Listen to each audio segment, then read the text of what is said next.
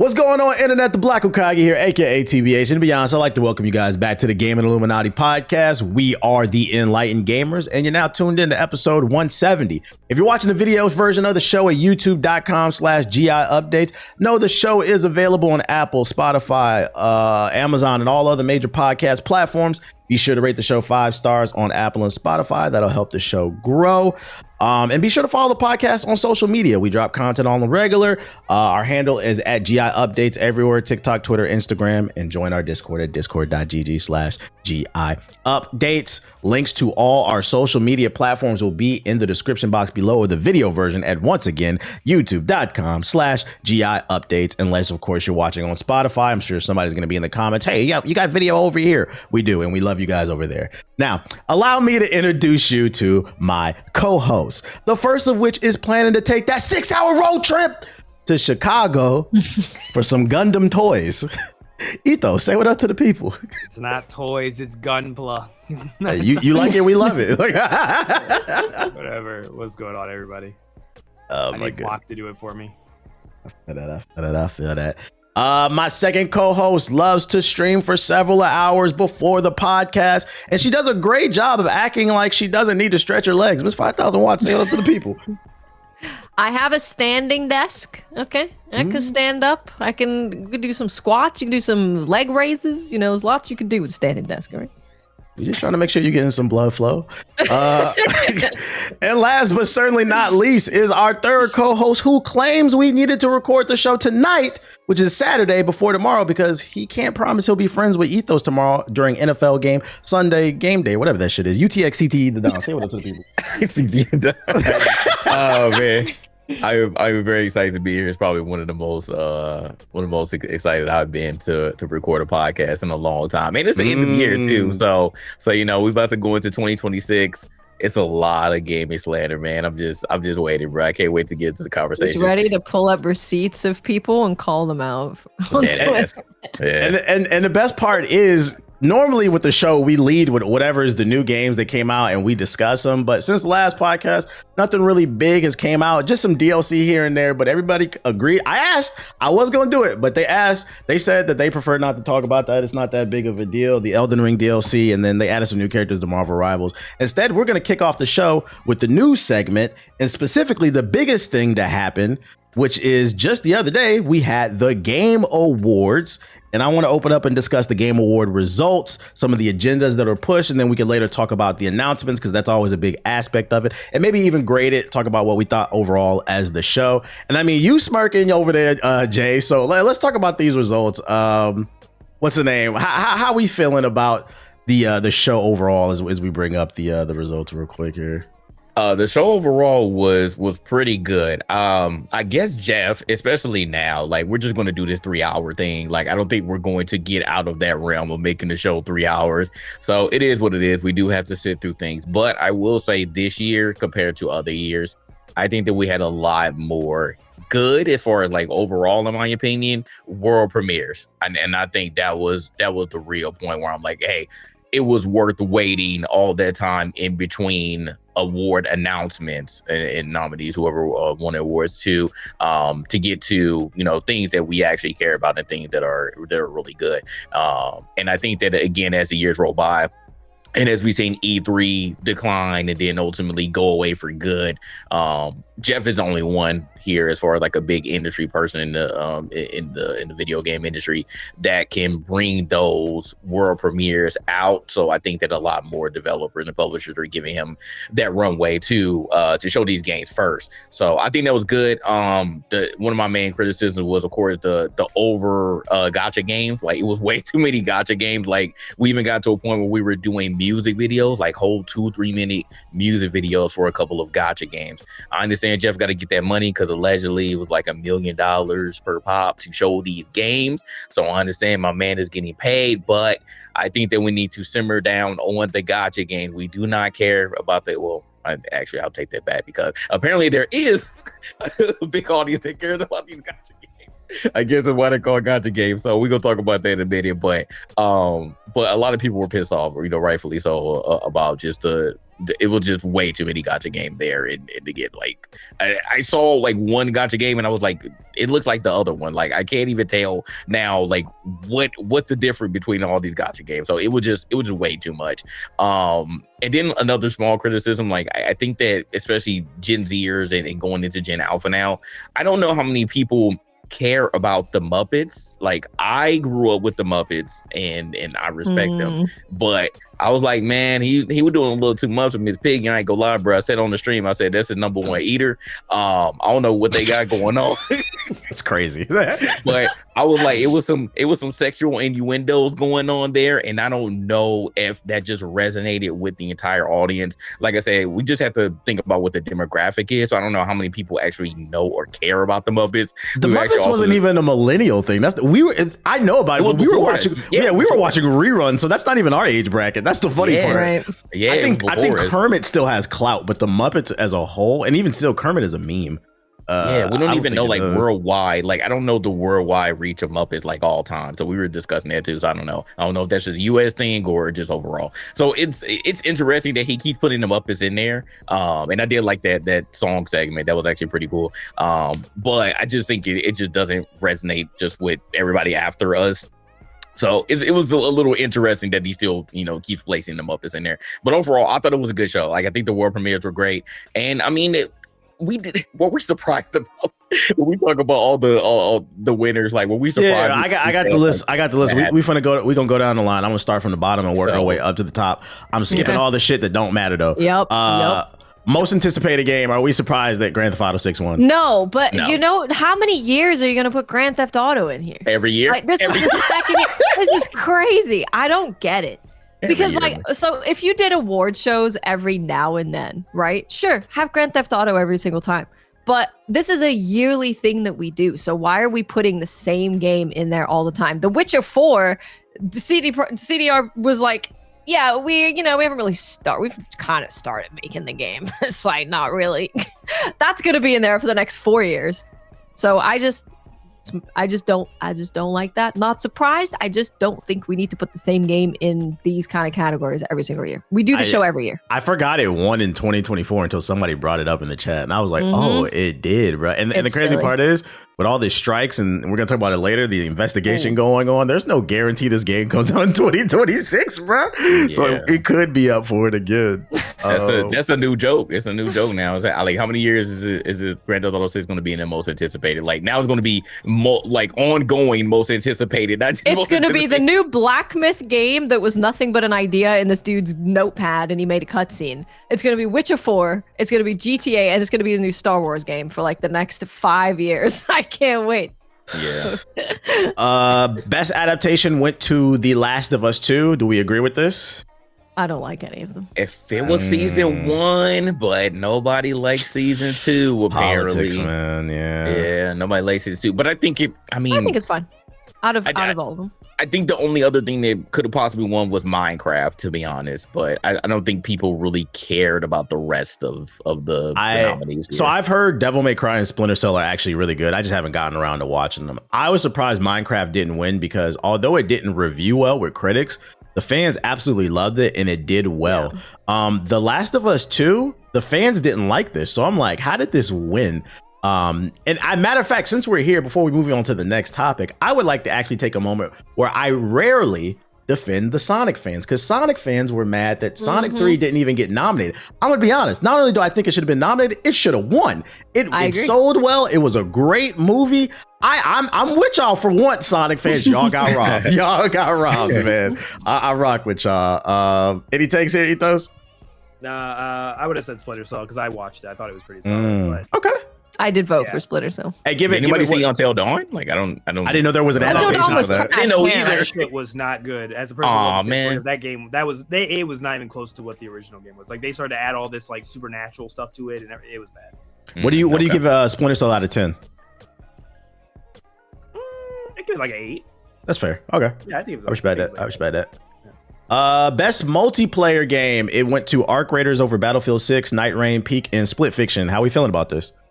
Okay. I just said I want Night Rain to win because it would be so funny. I would giggle for the rest of my life. if Night Raid won, and all the Arc Raiders guys who were like, yeah, Arc Raiders should be game of the year, didn't even win over Night Raid in multiplayer, but it didn't happen. I think it's deserved. I could see Peak winning. They don't want Elden Ring to win anything because remember they were pissed that Elden Ring's DLC got nominated for a lot of stuff. So it's really good. Yeah, people don't want to see Elden Ring. I would have preferred Battlefield 6 or Split Fiction to win, but I mean, I understand Arc Raiders is super popular. It's an acquired taste. I'm not gonna be mad about that one. I think I'd actually be okay with any of them winning here. Facts. That's facts. It's like, anybody wins there. It was a competitive spot. Yeah. Best sports racing, Skip. Best family. No, hold on. No. You care about the sports section? Hold on, we can bring it up. Mario Kart World rematch, right? Sonic Racing got robbed here. Mario Kart. Sonic got robbed again. You know what's funny? Wait, when did they announce this? I missed this one. You're right, actually. Disappointing. Sonic Racing was better. Y'all got robbed twice, Sonic fans. Damn. Sonic got robbed twice. I missed this one. Mario Kart people were disappointed. Yes, everybody played Mario Kart. I said the same thing before it came out. I said they showed that whole open world thing. I was like, so you just go walk around a bunch of nothing? You just gonna because you can just drive as far as I said it looked like Mario Kart 8 DLC, and it looks like it. Just with an open world. All the people that played it day one were hyping it up, saying y'all don't know what we talking about or not. And then none of them were playing it a month later. Sonic Racing came out. Everybody said. I didn't hear one person say one bad thing about Sonic Racing. Everybody said Sonic Racing was gas. Every person I played it, I know played on Twitch, played that, and said it was really good. Yeah, people also loved Rematch. We're like crazy about Rematch. It had a moment. Yeah, they were Rematch too. Mario Kart did not deserve this. Sonic fans is, man. I don't even know why those other two are in there. That's facts. Best family game went to Donkey Kong Bonanza over a couple Lego games, Mario Kart World. Sonic robbed again? Sonic again. Yeah, I got an anti-DK agenda. So yeah, I think Sonic Racing got robbed again. I would have gave it a Split Fiction. I feel like they deserve something this year. Why is Split Fiction not even nominated here? It wasn't on family. It's at the end. It's at the end. Okay, my bad. It is. I thought it should went to Split Fiction. I really enjoyed that game. I thought Split Fiction. I voted for Split Fiction. Yeah, I thought Split Fiction deserved this. Split Fiction didn't win one award, did it? Nope. Man, I get it. And I get it. It's Nintendo tax. I understand. Where were we at? The best family, best fighting game. Fighting game was such a weird category this year because like most of them are remakes or like bringing Capcom's old stuff Fighting back. Collection. That's why I laughed when Mortal Kombat Legacy Collection was here. I was like, really? I was like, next year this category doesn't count. Next year it'll be lit because you got Avatar, Invincible, 2XKO, and I feel like I'm forgetting something else. 2XKO is already on here. Yeah, it is. So I don't That's think. So it's not going to be on the next. Oh yeah, it is. How did 2XKO not win this? I don't understand how that was. The console version isn't out, so like most people still haven't played it. That's why I don't think it should be there. Numbers. Somebody slandered the winner and quote tweeted the Steam numbers. It was like only 200 people are playing. What is the game called? I forgot. Fatal Fury. It is a dead game. I'm going to be honest. 200 people are playing Fatal Fury. Well, there's probably thousands of people playing 2XKO right now, and you're really going to sit here and give it to them? What are we doing, bro? What are we also, doing? no, I don't see nobody talking about it on the FGC circuit. It is this one's very questionable. Yeah, I don't know. No, people do care about Fatal Fury. Like the first year, like this year, Fatal Fury did actually do some pretty good numbers. I don't know where it's at now. Like who knows if it'll survive next year. No, I'm not. I'm saying as far as the FGC's interest, like if they're still signing up to play it competitively. I'm not talking about the Steam charts. Yeah, but 2XKO, I think the main reason, like, because I think the FGC was heavily influenced there, because like Virtual Fighter wouldn't catch it at all. I think it's simply because 2XKO is not being played competitively yet, but it'll get there though. It'll get there. Best RPG went to Expedition 33 over Avowed, Kingdom Come, Monster Hunter, and The Outer Worlds. I feel like we all agree here. Deserved. Yeah. The sweep began there. I voted for RPG. Monster Hunter. It was the only category they were in. Apparently, it's not a real RPG, so I don't know. I don't know what's considered a real RPG nowadays. That they're saying everything. No, that's the thing. Like I actually don't like Monster Hunter being in the RPG category. Like I don't think it makes sense. I think in general, their categorizing of games is a bit weird. Yeah, there's always one like everything being a Souls game. Why? It's like I think it's because a lot of games do in terms of genre. They genre bend. They're kind of all over the place. So I can see how it could be confusing to put them in certain categories. Best action adventure game went to Silk Song over Ghost of Yote, Death Stranding 2, Indiana Jones, and Split Fiction. We agree with this? I agree with that. Yeah. Okay. I agree with that. The only award that Silk Song got, and there was some shade too by Jeff. So I actually don't think that wasn't shade. I think what it was is that the Team Cherry were like, we're not going to travel from Australia to the US because Expedition 33 is just going to win everything. We're not going to get it. Right. So then he was like, see, you won something. It was more of a compliment. Like, we know that our game is good, but come on, they knew Expedition was the big dog. They knew. It's just being self-aware. I get it, but you don't think Jeff felt some type of way though with them saying that publicly? I think the fans do, JJ. I think there's a couple fans that, because they weren't at the Golden Joysticks where they won quite a lot. I think fans are kind of like, we want to see. How many times do we get to see you guys in awards? We want to see you up there and like clapping for you and cheering. I've gotten a lot of videos on my For You page of people bitching about the Game Awards and Expedition 33 doing a sweep. And what I will say, I've noticed the majority of them bitching are Silk Song fans. And I only know this because they either said it in the video or it'll say in the description box, oh, Silk Song should have won. So like that community was very much pissed that this is all that it won. But you got something. You got something, I guess. Look at Kojima. Death Stranding didn't get anything. He traveled all the way from Japan and he 007. What are we talking about? I don't understand why you've been upset. He was hurt by that, by the way. He was rolling his eyes. He didn't even get to talk. He didn't even get on the stage. Thank God. Rare. There's no picture of him and Jeff this year. There's no picture of him and Jeff. You right? Damn. You said the bromance is over. Oh no. It might be, man. Best action game went to Hades 2 over Battlefield 6, Doom, Ninja Gaiden, and Shinobi: The Art of Vengeance. I disagree with everything about this category. One, talk about it. Battlefield shouldn't be there. It's not an action game. I don't think it warrants as being an action. It's like there's action, but an action game? Like, do you think about it? Is there those category bending? Yeah. By your definition, though, then probably Doom shouldn't be there either, right? I mean, it has action in it. I don't think Doom deserves to be there. I don't think Doom is good enough. We talking hot. Doom actually won an award too, which is crazy. Doom accessibility. Won an award. If people didn't like Doom, they didn't like this Doom.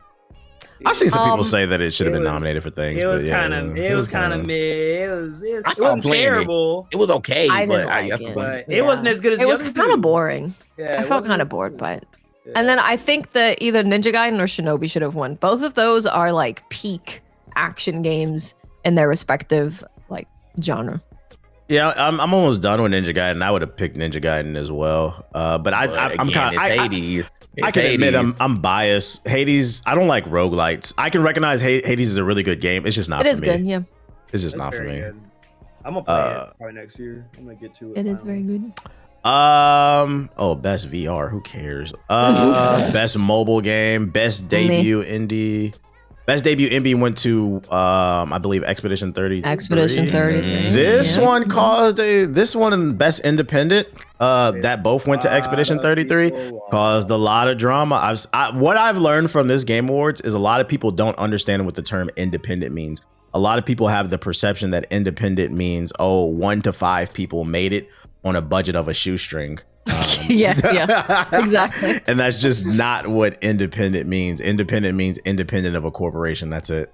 I think, to be fair, I think they should, if they really care about like, we want to prop up smaller developers, I say make a different category for like a small indie game or like a smaller games or smaller studio type of thing. Best small team game or something.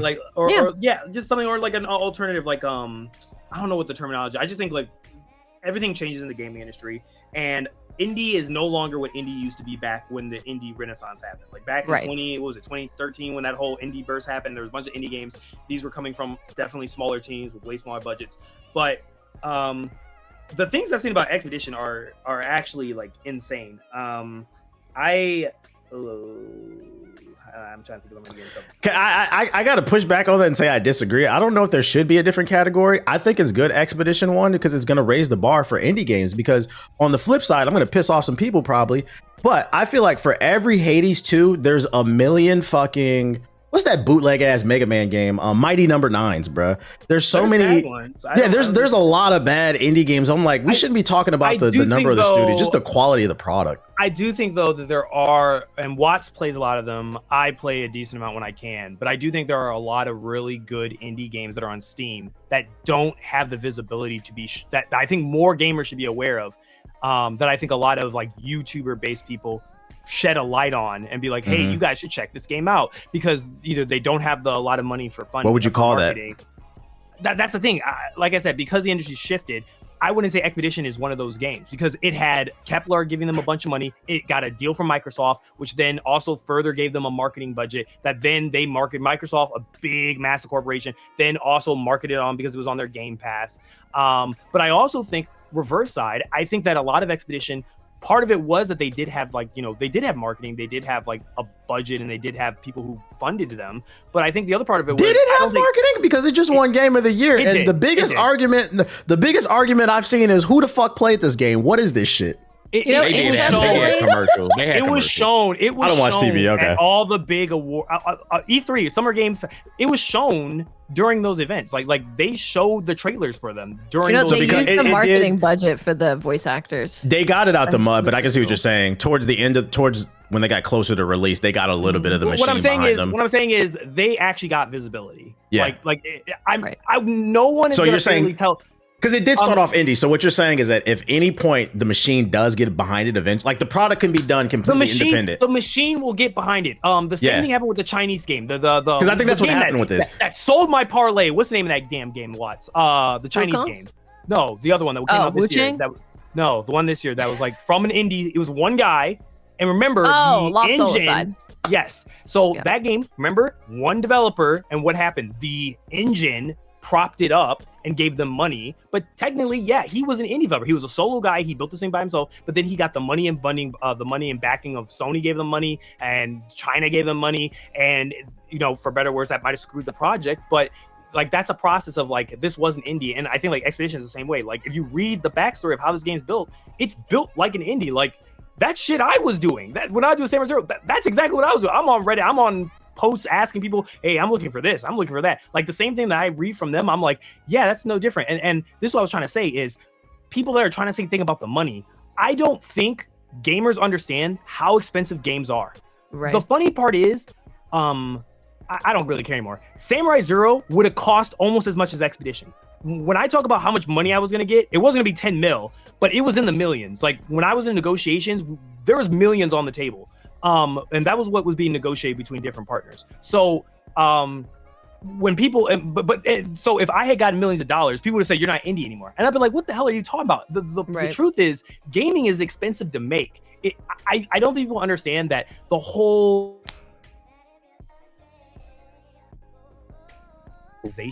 Yeah. Hey, repeat what you just said. You cut out for me.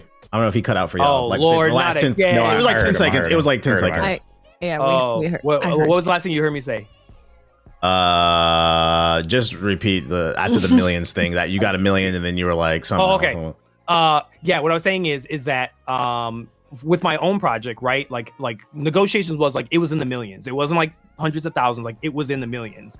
Because that was how much it would cost to make the full vision of what I wanted to make would cost based off of cost analysis and how many people we'd have to hire, how many disciplines we would need to hire, how long they would need to work for, and ensure that, we would be able to reach certain milestones at certain times. So like all this is previously calculated. So when Expedition comes out and they say, our game probably costs 10 mil or a little bit less, it didn't shock me. I was like, I think it's definitely plausible because I was trying to do a similar thing. It's basically where like an indie can punch up, where if you have talented people on your team, you don't need 100 people. You can punch up and make something like that's like AA or look kind of AAA, but you can get the budgeting of like a AA. And I think a lot of AA games are in the millions now. Like if your game is under $100 million, like if you're not even touching 100 mil, I don't think you're AAA. I think like if you're like 50 mil or under, you're kind of in this AA space now because you got inflation. We got all the economic problems now. Things are just more expensive now. So I don't think that people understand that when you say, 10 mil is not indie. Like it honestly is. And outside of like, I see it, like I was saying before, I think there's been this misuse of, and I blame the Game Awards for this. I blame a lot of the gaming community for this. I think the gaming community has fallen in love with the indie darling concept, the Undertale, the I'm a solo developer and I built this little to the point where they always try to make bad games look good just because it was made by two people. That's the shit that pisses me off. Yes, and the same thing goes with like the whole the whole thing about billionaires, right? The thing, I dropped out of college and I was in my garage and I made this multi-million thing and you can too. Like statistically, the chances of that happening for a lot of people is very thin, if not impossible. It is like catching lightning in a bottle. I'm not discouraging people from trying because I try myself, but like you have to accept that there's definitely a risk with that. But I think a lot of gamers don't understand that. So when they try to say, and they try to downplay, and then try to say, well, it had this big thing. You got to understand that they were an indie studio. They were a small group of people. They were built an indie game. And then they propped it up to, there's funding that indie games can do when they need extra funding. It's like, hey, I want to elevate the polish of my game. I want to get it to the next stage. There are funds available for indie developers, for smaller teams, to get that extra burst of like basically that big injection so that they can build the full vision of what they want. And that's what happened with Expedition. And I don't think that's something that should be shunned. I don't think that that's something that we should be trying to act like it's some corpo thing. Because if you read who Kepler is and what a lot of these fundings are, they are other indie studios who have there's a big one, the Among Us guys, the people, they got millions of dollars. They made their own studio, and they made a publisher Yeah. that gives other indie studios a lot of money so that they can make their indie studios better. But for gamers to then shun this down and then be like, oh, this is just corpo, like BS. They're just trying to hide it. They're not. Oh, they're nepo babies and stuff like that. Is the truth? What they're saying is crazy. There's so much stuff where at the end of the day, I'm like, you guys are the same people that make fun of Ubisoft, that make fun of EA, that make fun of Activision, make fun of Microsoft, Sony. You make fun of all the AAAs for making what you call slop year after year. You say there's no good games every year. Here's a studio that comes out of a group of talented people who left that toxic environment to make something they wanted to make that is literally the best parts of gaming, has a fantastic story from a developer standpoint. And when you read the backstory of how they built this game, it's literally like the funniest story of how they got all the pieces together to make it. It is the most purest example of creativity I think I've seen in a while. And for people to now like turn their backs on it and be like, I don't like it because it won a lot of awards and it made my favorite game not shine at all. So that why now I'm gonna hate it.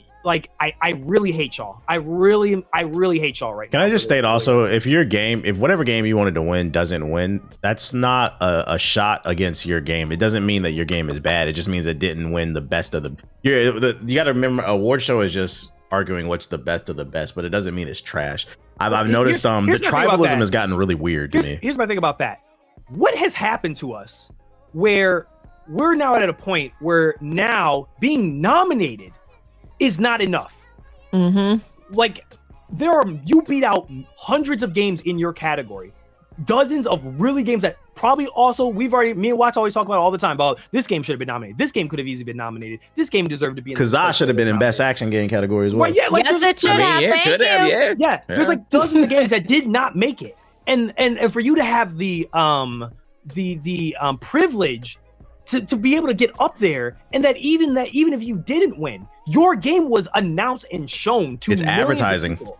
It's free advertising. And not only that, Steam and a bunch of the other PlayStation I know does it, Xbox. Yep. If you just get nominated, not even if you win, if you just get nominated, your game gets propped up on the front of their store for like 3 days when that whole event's happening. For you to like take that nomination and just be like, nah, trash, or it's not fair, it's not good enough, and we need a trophy for that. It's just bad. I hate that. I really hate that that's become the mindset of my people. My next question is, what do we, let's say they hypothetically they do invent a new category specifically for dev teams that are smaller and have a very small, what do you call that? Because me personally, so I wouldn't want to win the low budget award. Like, what do you call that? So I don't think that what the golden joysticks does is perfect, but they do have a category for self-published, and they have another one for publisher. So they have self-published indie game and, publisher indie game. And it obviously, like, you can be a self-published indie game and have like 60 people and have a huge budget, but you don't have a publisher. So it just kind of helps separate them a little bit. But people are still going to yell about things. Yeah, so what do you think Dispatch's budget is? That is a self-published indie game. They have Aaron Paul. Like, how do you help us? Charlie Cox and Expedition, but then Dispatch had celebrities. We're ex-AAA. There's ex-Ubisoft people working on Dispatch too. Yep. So it's like, there's a double standard. There's a clear double standard because nobody had this energy for Dispatch. Nobody had this energy. They would if it won. Yeah, if it won, then you'd have that energy for Dispatch. But because I guess Expedition won, now you're throwing all this heat on Expedition. But if your games have been the same way, you would have said the same thing about them. Team Cherry they're millionaires. They have a bunch of money. They have so much money. They are not a small, the poor little indie company. They have a boatload of money. That's why they could wait a decade and not show y'all anything, because they had that much money that they didn't care. They're just like, well, we don't really need to fund our studio for the next like decade, or we can just do our time because we're small and we made millions of dollars off of Hollow Knight, and we made millions of dollars off of publishers who then helped us put our stuff on Nintendo Switch and put us on these other platforms. Like, the hypocrisy is just so annoying. I'm just so tired of it. We gotta stop.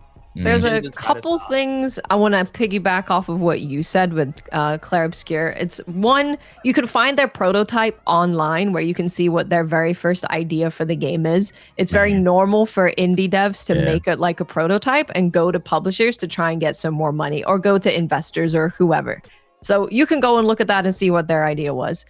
Another thing is Guillaume, who's the main guy of Sandfall Interactive. He's a Sekiro speedrunner. He posts his Devil May Cry clips on Reddit. He is like the gamer's gamer. And he, like Etho said, with a couple of other people, left Ubisoft, which is that AAA corporate environment that everyone hates so much, and wanted to make a game based on games that they love. He got up there and won Game of the Year, and he thanked the creator of Final Fantasy for inspiring him. Like, he is a gamer's game dev.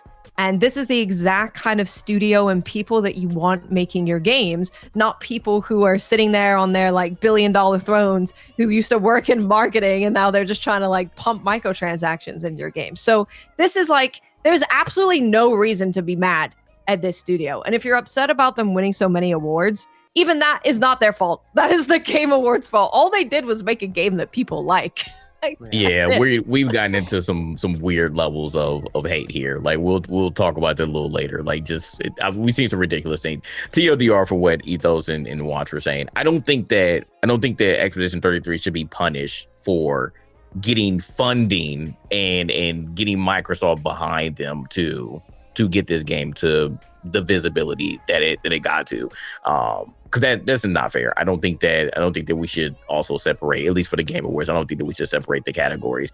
At the end of the day, like we're just all consumers here. We're not. Nobody is invested into any of these companies. So like, I think that people's like weird obsession with pocket watching now of video games, and we're not even playing the said games is extremely weird. Like what are we doing here? Are we really saying, oh, because they got funding from X, Y, and Z that they're not an indie company, that they don't deserve to be where they are? Like, this is utterly ridiculous. Did we enjoy the video game or not? And again, the stuff that we've been hearing from the majority of people that have these takes have not played the video game, and that's just really the root of the matter here. You didn't even play it. You didn't care. And you think that because it got all of these awards and then people were constantly talking about it, that it's a problem, and you just want to be a part of the conversation. And you don't have to be. You don't have to give your trash takes and start these weird agendas just because you feel some type of way. You feel like your game didn't win, or you don't know about this video game at all, and you're just wanting to slander it. You don't have to do that. So like I said, we're getting into some very weird levels of like delusion here, and I've never seen like this amount of discourse for one video game for just winning, for being good. I can say like we're saying that there's an agenda that this game is made. It was made to win awards. Like what are we talking about? Of course it was. What's the Spider-Man quote from the movie, the OG movie, the one about that I think it was a Green Goblin told Spider-Man, where he was like, oh, they'll love you, they'll prop you up, like they'll treat you as the hero and everyone will love you, but then they'll turn their backs on you the next moment. And I was like, this is the same. It's the same thing with football. Same thing happens in sports too. You live long enough to become the villain. Yeah, everybody loves you. Oh, you're the underdog. But then when you start winning, then when you start doing That's good, the thing. Everyone loves the underdog until the underdog wins. Yep. Then when the underdog wins, now you're 180ing on them. Now you turn your back on them. Now you don't like them anymore. So. Yeah, that's unfortunate too, because also what I'm seeing a lot of now is a lot of people are trying the game, and unfortunately they're coming into it, from the videos I've watched, they're coming into it from the standpoint of, I just want to see if this game is as good as everybody says, versus I want to play it because I'm looking for something to enjoy. And I feel like the moment you come in and try something from that level of bias, it's already fucked, because you're looking for something to be wrong. versus just you're trying to enjoy yourself. Yeah, I've seen Man, why y'all like account- this game? Like, yeah, I've seen one account which was like a Silk Song page that actually was like, okay, I'm gonna give it a try. I'm like and actually try it. And they came away and said, like, I'm early on, but I get it. Like every other one has been like, I gave it a try, I refunded it in 7 minutes, 17 minutes. I'm like, what I are saw you even? that one. You're not even hitting the first. You're doing this Didn't even give it a literally to chance. just be like, I did a thing so that you can give me attention, and then I get more attention when I said I refunded it. Those are like the weird people on Steam that like review something and it's like you didn't even play the game. We can literally see how that's why Steam put how long did you play the game. Like your review is literally irrelevant because you didn't even play the game long enough. It's the same thing as like achievement, like just looking at someone's achievements. It's like, hey man, you only played 10% of the game. You have no achievements. You cannot talk about this video game. You are literally not qualified to talk about this video game. And that's the same thing that's going on right now. My personal stance is like you don't even have to agree that it should have won X, Y, and Z number of awards. I take issue with the idea of like we've reached the point where it's like you could, if you tell me Hades 2 is your favorite game of the year, I'll say that's not my personal favorite, but I understand. My issue is we've gotten to the point where like people are like, they don't even understand. Like, you don't have to think Expedition 33 was the best game at the awards, but to not even understand, I'm like, all right, y'all being disingenuous now. Like that's always my stance. It's you can't. They're just trying to act like it's an unrespectable choice. Yeah. Go ahead. No, I was just gonna say it's the audacity for me. I said it when I quote tweeted this other person. I was like, I don't know why a lot of the people that are saying this stuff are people who have never played the game.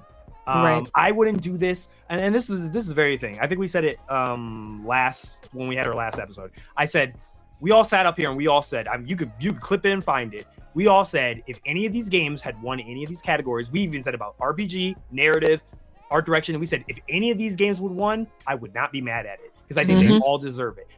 From me just clearly looking, even the games I did not play, from the outside looking at it, I understand why this game got nominated. There's not a lot of them, if not any of them, that got nominated in these key categories that I've been like, why the hell is this game up there? Except like when we talk about the action area. But like for most of it, we're just like, I understand why all these games got nominated for RPG. I understand why all these games, but to go into art direction and some of these other and game direction and to sit there with a straight face and tell me in one breath, why is this Unreal Slop game getting nominated for art direction, not even understanding with no brain cell at all or no understanding of what art direction actually is. And then in the next breath, just say in the complete next breath, I haven't even played it, or I didn't play the game. But I'm telling you now, there's no way this game deserves this compared to Silk Song or compared to Hades. These games are 2D. It's a lost art form.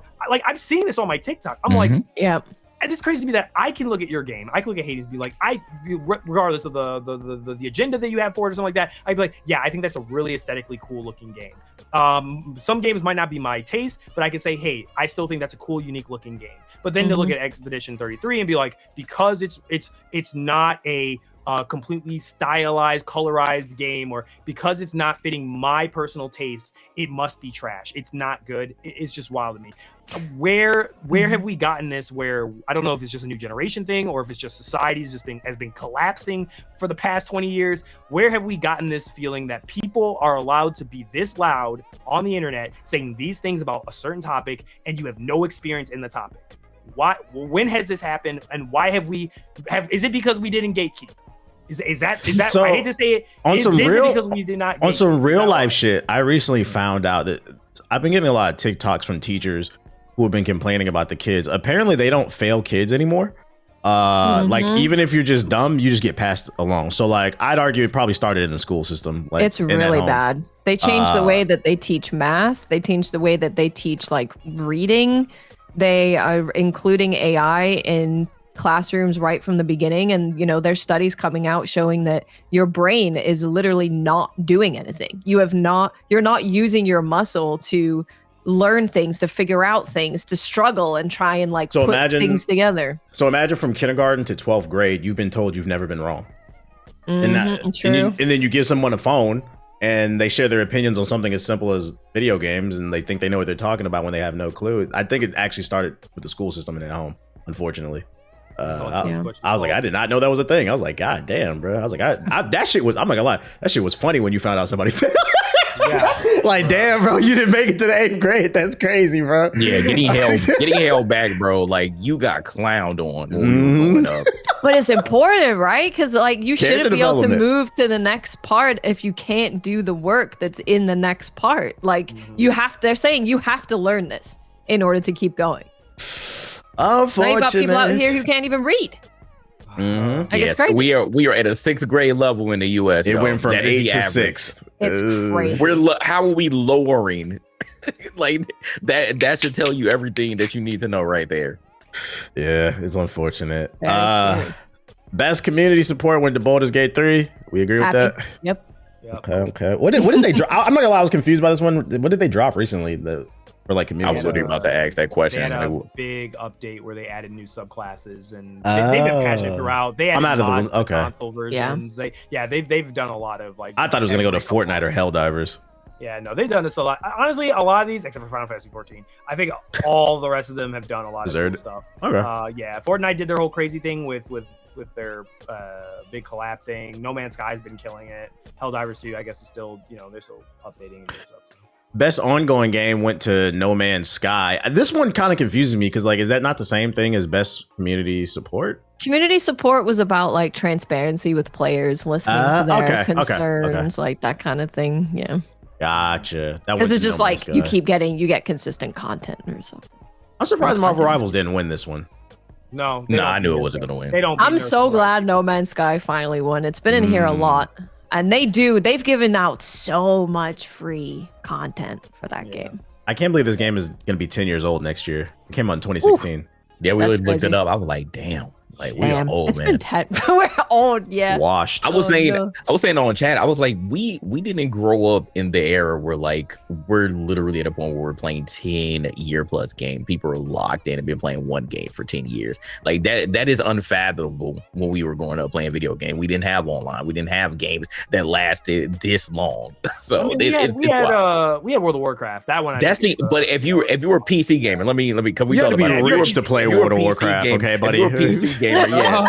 We talk about I was on a gaming PC and then the monthly fee. That's why I never played it. It was a monthly fee. You had to be rich. I found out they had private servers in World of Warcraft. I had never paid a cent to. I didn't know that. Okay, the finesse. But once the console got multiplayer online, then that's when things started to shift, and you started seeing longer life cycles of these video games, and then DLC started coming out. Because at first we had just expansions. You had to buy a whole nother game disc in order to play the expansion, but then we started having DLC, so you didn't have to get another game, and they had to make a 2 or 3 or 4. So that's how we get into this cycle. I stand on it. I blame Halo. I blame Halo and Destiny. But I love freaking Halo, man. Know, they started it. They were. I know. Where a lot of people get stuck on one game. It was Halo 2, bro. I'm sorry. Halo was the one. People were heavy on it. They wouldn't get off of it. Freaking Games for Impact went to South of Midnight. I was happy it won something. Yeah, I'm happy South of Midnight got something. I mean, you could absolutely make an argument for South of Midnight for art direction, and for their soundtrack. Their music was really good in that game. And honestly, for performance and narrative. That's funny. I didn't know I didn't know what Games for Impact meant until I just read this thing right here where it says for a thought-provoking game with a pro-social message or meaning. I could argue category, man. But hold on, I could argue like Expedition 33 could have been in that category. It had a good message to the game. Like, but it might have been too much gas. That would have been too much. It would have been too much. But if we're being honest, it did have a pro-social message to it. Like, it could be, but it's too much. That'd be too much. Innovation and accessibility. It went to Doom. I'm not familiar with what they did to earn this reward. That's the thing. It's so hard to say, right? Because if you don't need any of these accessibility options, you don't look at them. So I never know like what's in there. Yeah. I say if you have good camera control, motion sickness controls, that's the thing I recognize because I actually have that disability. So I'm happy when I see those things in games. And I just said Microsoft, I think, has won this award for like 3-4 years in a row. Because I think Forza always wins it. And now, like, I think anytime they have a game, they usually win that award. I mean, to be fair, they are really good on accessibility. Yeah, they're very good at accessibility. They care about it. To be fair, it makes sense. I mean, they got the games everywhere. Exclusives on PlayStation, Game Pass. They trying to be accessible, bro. They trying to reach everybody, bro. That makes sense. Come on, everybody play games. Best voice performance went to Jennifer English. She played Mel, I believe, right, in Expedition 33. Yes, man. Mel, yeah. I voted for Kanatsu Kato. I'm happy with Jennifer English winning out of all of like the Claire Obscure cast. I definitely think that she should win, that they have nominated. But I voted for Konatsu because one, they never nominate like a non-English voice actor role. I think it would actually be pretty beneficial for them to have like English and non-English category for this, because they just never ever touch non-English categories. But she did the motion capture. She was working crazy on this role, and she had to play like multiple versions of herself yelling at herself, and like she kind of messed herself up. She did method acting, and she was like, I actually kind of messed myself up and went a little nuts in this role. And you can tell, you can hear, it's kind of like what I said with when you were playing Final Fantasy 16 and you heard Ben Starr's like scream and his emotional stuff. It was like a visceral role that he was playing. She had a similar thing where when she had moments in the game that was emotional, you could like really feel that. So I think she did phenomenal. So I voted for that. Do I sound like a hater for saying if I could take one of these nominations out, it'd probably be Charlie Cox, just for like No. He had, hold on, let me say, let's get this straight. Because it wasn't that long. Hold on, let me say my point first, sir. He had a good performance. I don't want anybody to get that twisted. He had a good performance. It's just, if you played the game. Don't spoil. As if you played the game, I don't know if he put in the work. Never played the game. Yeah. I'm going to defend it. I think it should be on there. Matter of fact, I had the agenda. I wanted to win it because for people who don't know, Charlie did not know how big this game was actually when it came out. He did not know. He was like, it was just a one-time thing. He's not even into video games. He was offered he was an actor. Another job. Audition came out. He did the audition. He won it. He went in. He did his lines. Called it a day. He doesn't even remember what he did for a lot of it. And I think it's just funny because there's people who record Expedition fans going up to him, ask him to sign it, and he stares at it and he's like, oh, and so he's signing it, and they're like talking their hearts out. They're like, people are pouring their hearts out. Fans are pouring their hearts out about how much they love his character, and he's like, that's great, man. I don't know, I don't remember doing that. It shows his levels to this shit though. Like, he's a real actor, bro. Yeah, it shows his levels to this. I don't. They also had really good voice direction because they were able to do all of their voice recording really quickly because they were like, we don't actually have enough money to take a long time on this, so we need to get in and like get it done. It's also crazy that they matched because I think they had the motion action actors do it first. They did, and then they swapped the voices out because I think the motion actors originally were the voices when they were like early, I think. Yeah. And then they swapped the voices when they got extra funny, and they're like, oh, now we can get, let's call Ben Starr. Yeah, they just put out like after they got their publisher, they just put out like a roll call for this like general idea of a game, and they just sent the script to a bunch of people, and like these are just the people who ended up being interested in it and auditioning for it. Yeah. That's why I wanted Charlie Cox. I thought it'd be hilarious for him to go up on that stage and just be like, I'm here. Yeah, I think it would have been a funny troll, but I'm glad Jennifer won. Like, she did a phenomenal job. I agree with Watts too from watching her play. I think Katsuo also really deserved it. The only person, I think they all deserve it. I think they all, I can't really speak that much about Ghost of Yote because I didn't beat it all yet. She had a good performance. She deserves to be there. I thought she did solid, but I think all of them did a phenomenal job. So. Fair enough. We gotta get that man Charlie to play the game finally. Yeah, that's what he needs. We already knew, man. Just like you had 3 people in the category. It was like one of them gonna win. One of them, Charlie. If you get bored, just to make a Twitch channel and just first time gamers stream that. I promise you that will. Oh my god, bro. That would be some. It would go crazy. Have Jennifer English there with you, or Ben Starr trying to help. Yeah, she streams. She can help you. yeah, because she's played Baldur's Gate. So. Best audio design went to Battlefield 6 over Expedition, Death Stranding, Ghost of Yote, and Silent Hill. I agree with this one. The sound design in that game is amazing. I think Arc Raiders should have won this. Should have been in this category. It should have been nominated. Yeah, I agree. Why is Ghost of Yote in this category? If Battlefield didn't win, I would have gave it to Silent Hill, and I agree. I agree. Arc Raiders should be there too. It should be. Yeah, Death Stranding was. It was okay sound design. I don't think it was anything like crazy. But like, why is Ghost of Yote in this? I don't understand. What did the lo-fi mode?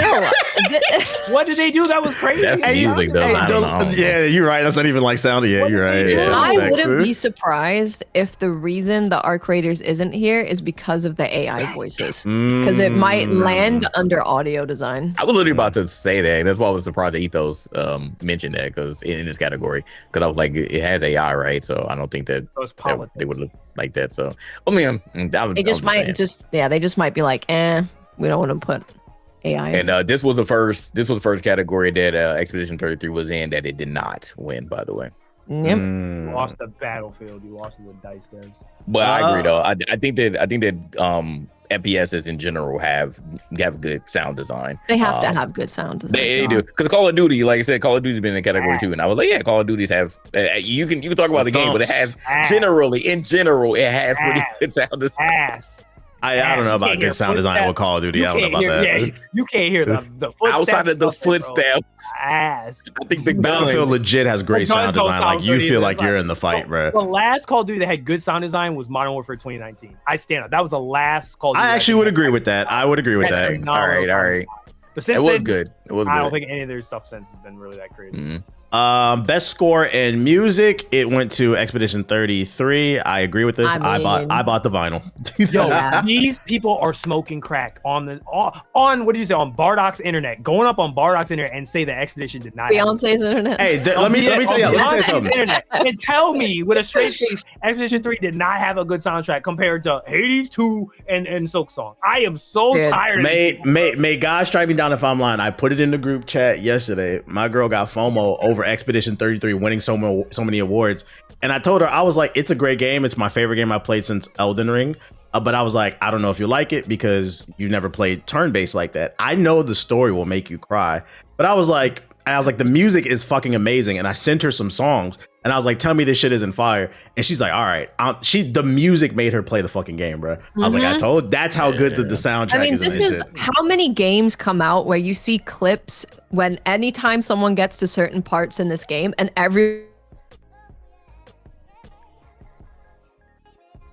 jazz part for the first time, or Minoko's theme. Minoko's theme. That was fire. This dude has never made music for a video game before outside of him just like doing it for fun, to like, not for an actual video game, just for like a personal project. And he has made bangers across so many genres. It's not just one genre of music. Yeah, and I love that it's a mixture. It's French. Like, the whole thing sounds French, but like he mixes jazz, there's rock, there's guitar solo riffs. Like, it's a whole mixture of different things. I believe you if you tell me Silk Song has a good soundtrack. I believe you because I listened to Hades. I thought Hades soundtrack was fire too. I know Supergiant. Supergiant never has missed with their music. I think they've always hit bangers every single game they have. From especially Transistor. Pyre had fire music, Hades one, but like, again, I want to go to an Expedition concert.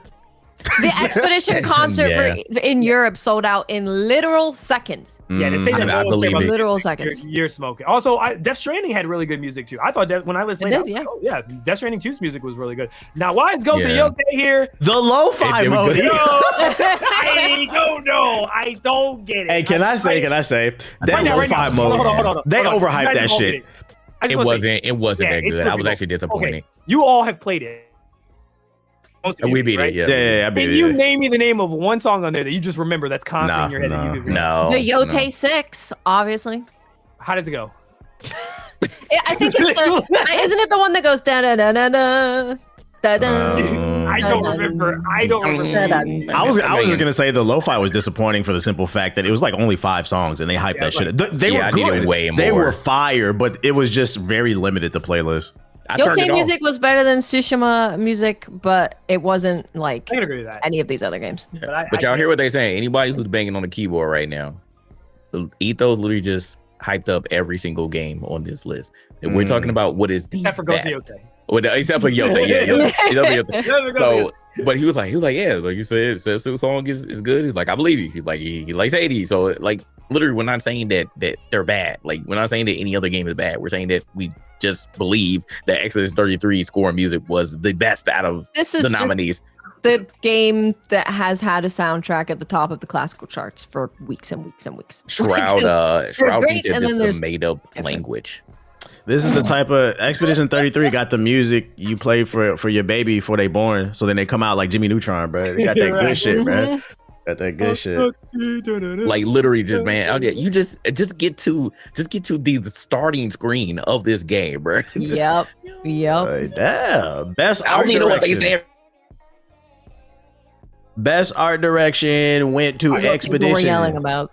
Yeah, this is why 33. Here's another one, man. Just an extra controversial category here for some odd reason. It was so bad. I seen a clip somebody upload. I think I put it in the group chat. They found the dullest section in the game, the section when you reach the beach and you could play the mini games. And they were like, look at this. This one, best art direction. Bro, the rest of the game is vibrant and beautiful. You found the 1 5-second clip of the game where it's nothing but brown and said this shit is trash. I'm like, all right, And you know what? This is video games. Come on, I guys. slandered that Those part. sections- And I slandered that part. Those sections are like what that you get to experience people just having fun making like a meme thing in their game. And like that is what I want to see in more games, right? It's just like seeing a developer have fun making something memey and jokey, making fun of Only Up, and having a bit of fun with game dev. Like that's good. I like that. I want the record People to just show being disingenuous against Watts. I remember me and Watts had an argument about it. I said I hate these parts. I hate this section of the game. Every time I see this, I get mad. But yeah, I think it's very disingenuous to use that and act like that's the entirety of the game. And then even when you show them like the timescapes of the most beautiful like landscaping and the beautiful segments of the different levels and how diverse each of them were, very Final Fantasy, very like the use of lighting. Very the use of lighting, and to try to I said, what are y'all talking about? What games have you been playing that are, they're like, I've seen 5 Unreal games that look like this. Name them. Because I clearly have not been playing these games. You tell me a game that looks just like Expedition 33, and now it's gotten so bad. They're saying camera, third person behind them. So now we don't even know what art direction is now. Now it's just third person game with camera behind them. Well, this is the thing is like, they're saying that like this third person Unreal game can't possibly have good art direction. It has to be this 2D like stylized thing. But people use that same argument to say that like Silksong isn't worth paying more than $20 for, that all of these types of games are not worth having any recognition because it's a 2D platformer. So like why are you using the argument that has been used against games that you love? Why are we doing that? Also, I want to point out that like even against Silksong, not even against Silksong, but like their TBH makes the joke all the time about like when you see oh, here's an indie game that looks side scroll 2D and what is it? It's a person and a pet. And you're like, oh, here we go. It's another one of these. Like a boy and a wolf in the forest. Yeah, and a very stylized thing. And it's like they're using the art style to try to carry it. So it's like not that these games are bad, but to say that like you're trying to say, oh, all these games like Expedition looks like all this. It's like this thing has been weighed against, I think unfairly, against a bunch of other indie games that look just like Hades.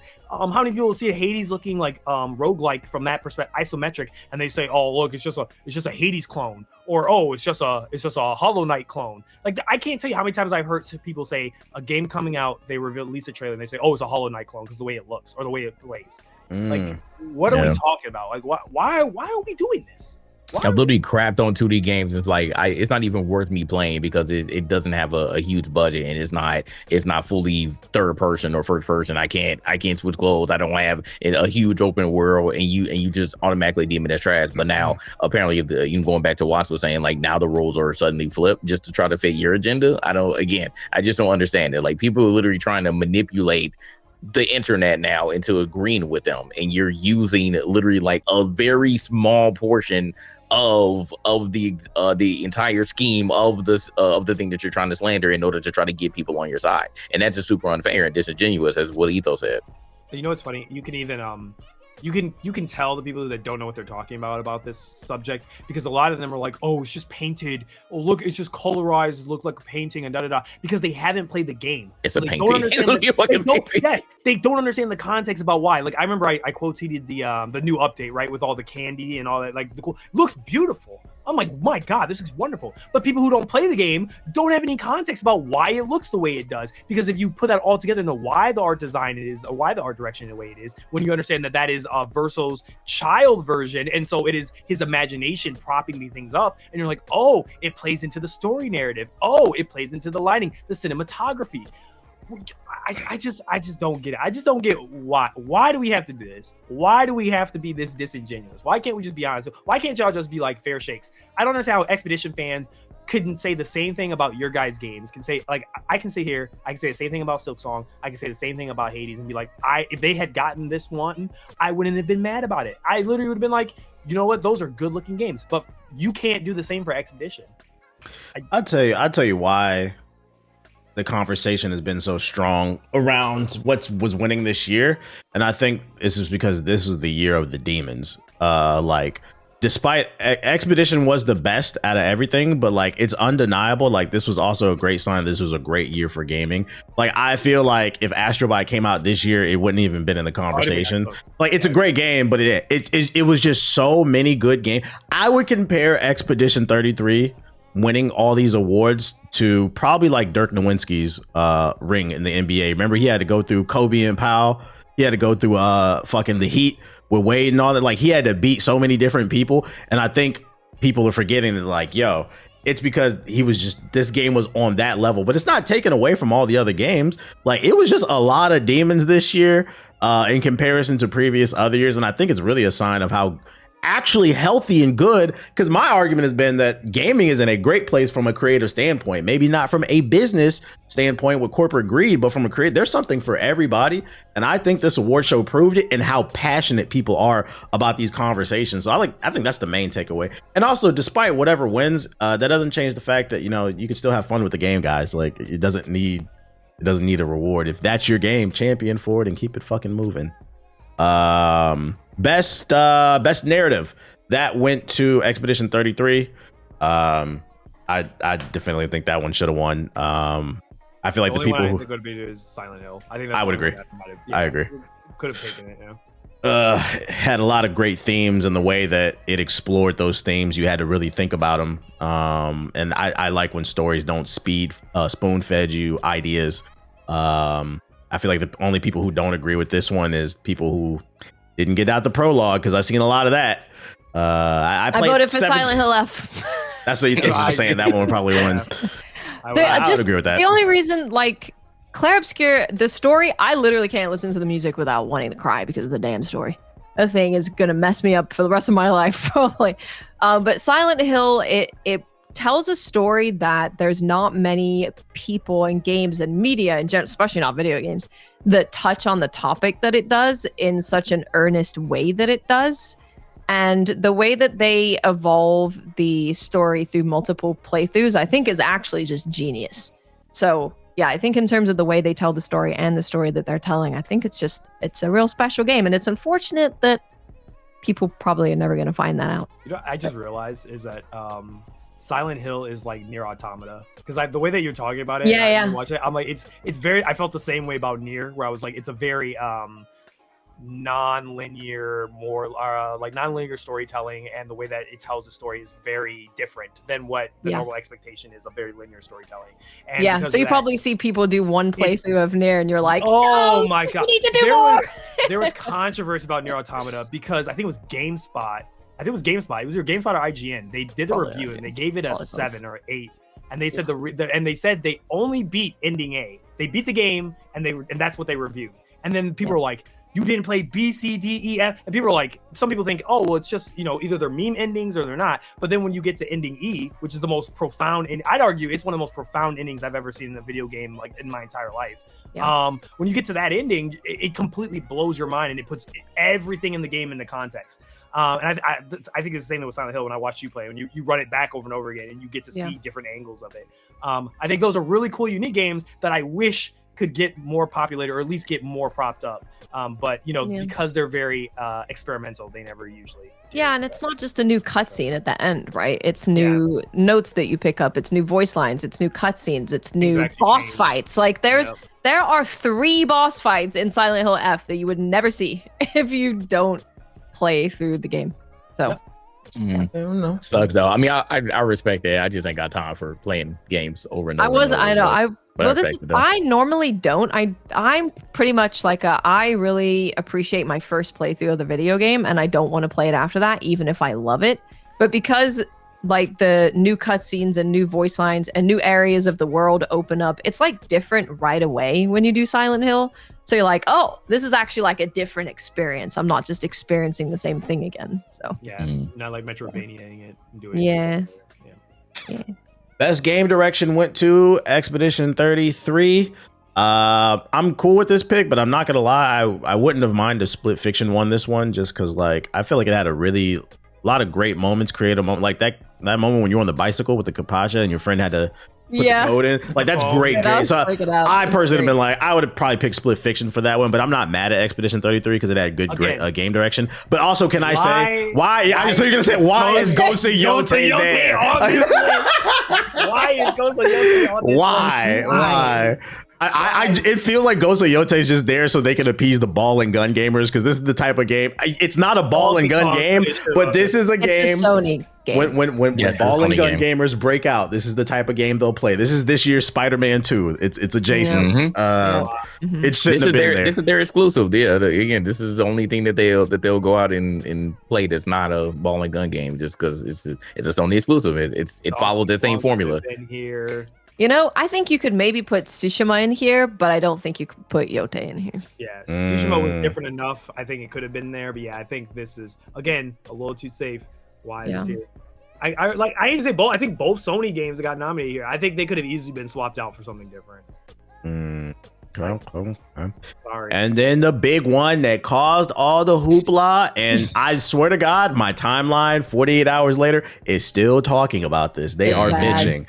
Game of the Year went to Expedition 33. They won 9 awards. They were nominated for 12. And on top of that, they got the cream of the crop, which is Game of the Year. How we feeling about that one, Jay?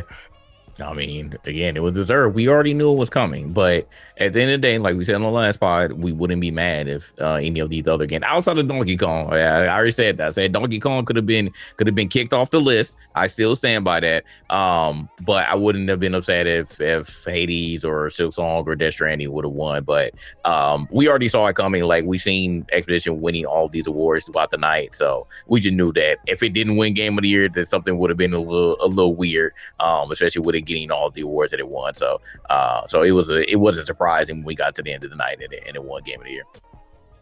Yeah. As soon as I played this game, I was like, this is Game of the Year. And I'm like, oh, but it's so early. So I'm like, no. No, you don't understand. It's like when we played Elden Ring. You're like, there can be great games, but there will be no games that are like Clair Obscur this year. I would agree with that. I felt the same way. Well, no, I'll say this much. I remember seeing this game and being interested in it, but I was kind of like, oh, I'll get to it. And I remember it came out, the reviews came out, and people were like, you gotta try, you gotta play it. I'm like, all right, bro. They bullied me into playing it. And I remember the first few hours, I was like, okay, this is a solid game. I was feeling like an 8 out of 10. And then I got to into Act 1, and that's when I sat up. I said, oh, I love when I can't predict something and shit just goes to a different level. And I feel like once you get to the end of Act 1, like the story just continues to elevate and elevate, as well as the gameplay, because it keeps adding new elements to the combat. Like I said, this is my favorite game I played since Elden Ring. I would probably put Baldur's Gate 3 behind it, number 3. Those are my 3 favorite over the last few years. But this is one of them ones that I feel like we're going to be talking about for years to come. And one of the reasons I really loved the game was the combat. One of my favorite RPGs is Legend of Dragoon. And that's kind of the reason why earlier I just argued I would give game direction more to Split Fiction, because to be fair, a lot of people were saying, oh, I don't like turn-based games, but I like this one because it's innovating. In my opinion, it didn't innovate but it did improve on something that I played in the past, which was Legend of Dragoon. I haven't seen an RPG like that where it had these interactive prompts while you're doing the turn-based combat that made it feel more interactive. I feel like Expedition 33 took that formula and took it to a completely different level with the jumping mechanics and the parry mechanic and all that stuff like that. So I feel like it's the game that I've always wanted, but like for some reason, whoever makes Legend of Dragoon, they never made it. So I was like, I'll take this. And on top of that, it's a very heartfelt story about trauma and cycles of violence and how people deal with it. It's a fire game, bro. I agree. Yeah. I remember playing this game because I forgot what game I was playing. I was playing something else, and then I dropped it, and I started playing this game day one. And I remember again just playing through it. I was like, I don't know what the hell was going on. I remember like when we saw all the trailers, I was like, what is this story about? And I was like asking the chat, what the hell is the story about? Because I just had no clue, and just going through the story, and I'm like, oh, like, okay, what are they trying to set up for? And like I remember like I went to the mine first. I was literally exploring everywhere. I'm like, what am I going to find? And I got to the mine, and I saw somebody in my chat who was like, wait, I didn't see that yet. And I was like, are we going to get to Elden Ring levels here? Like, when are we going to get to like we're discovering things like in real time, and then we're sharing it? Like, oh, go here, and I was like, huh. And then that prologue, I was like I think like the chat all like collectively like just all shit our pants. We like, what the fuck is going on? Like, that's a moment that I wish, because you said Brooke is playing it and Chaos said he started playing it too. I was like, man, I want that moment back. And the last time I felt that was with Elden Ring. I'm like, man, like if I could get that feeling back of going to that prologue and seeing the stuff that happened there, I was like, man, that's just a moment that you can't replicate it. Like if I played it over, the first time doing like it's that moment. It's that great of a game, and this is why like I was super locked in. I was like, I'm just playing through it. I was like, oh, okay, I like the, like, going back to TB's point, I like the, the mechanics there where you don't just have to sit there and then just pick your attack and then you have to get hit, or there may be a chance that the enemy will miss or that you'll miss. You got to be interactive with it. So I like that. And I was like, okay, well, this is cool, because I kind of fell off a turn-based game, but I really got back into it, oddly enough, because of Like a Dragon. And I'm like, out of all the games, I was like Like a Dragon brought me back into turn base, but it did. So I was like, okay, I'm kind of liking this. But man, after getting to their prologue, I was like, yo, this game is something special. And I really had no clue as to how big that this game would get. And again, because of word of mouth, this game ended up getting to a significant, like, higher level than I ever thought. Because again, I thought this game was just gonna be just a little game that you play that's turn based, and it might be okay, but it ended up being way better than okay. So like, I was just thoroughly impressed from beginning to end with this. And again, for all the people that never played it, and if it took you to the Game Awards to finally try it, I mean, cool.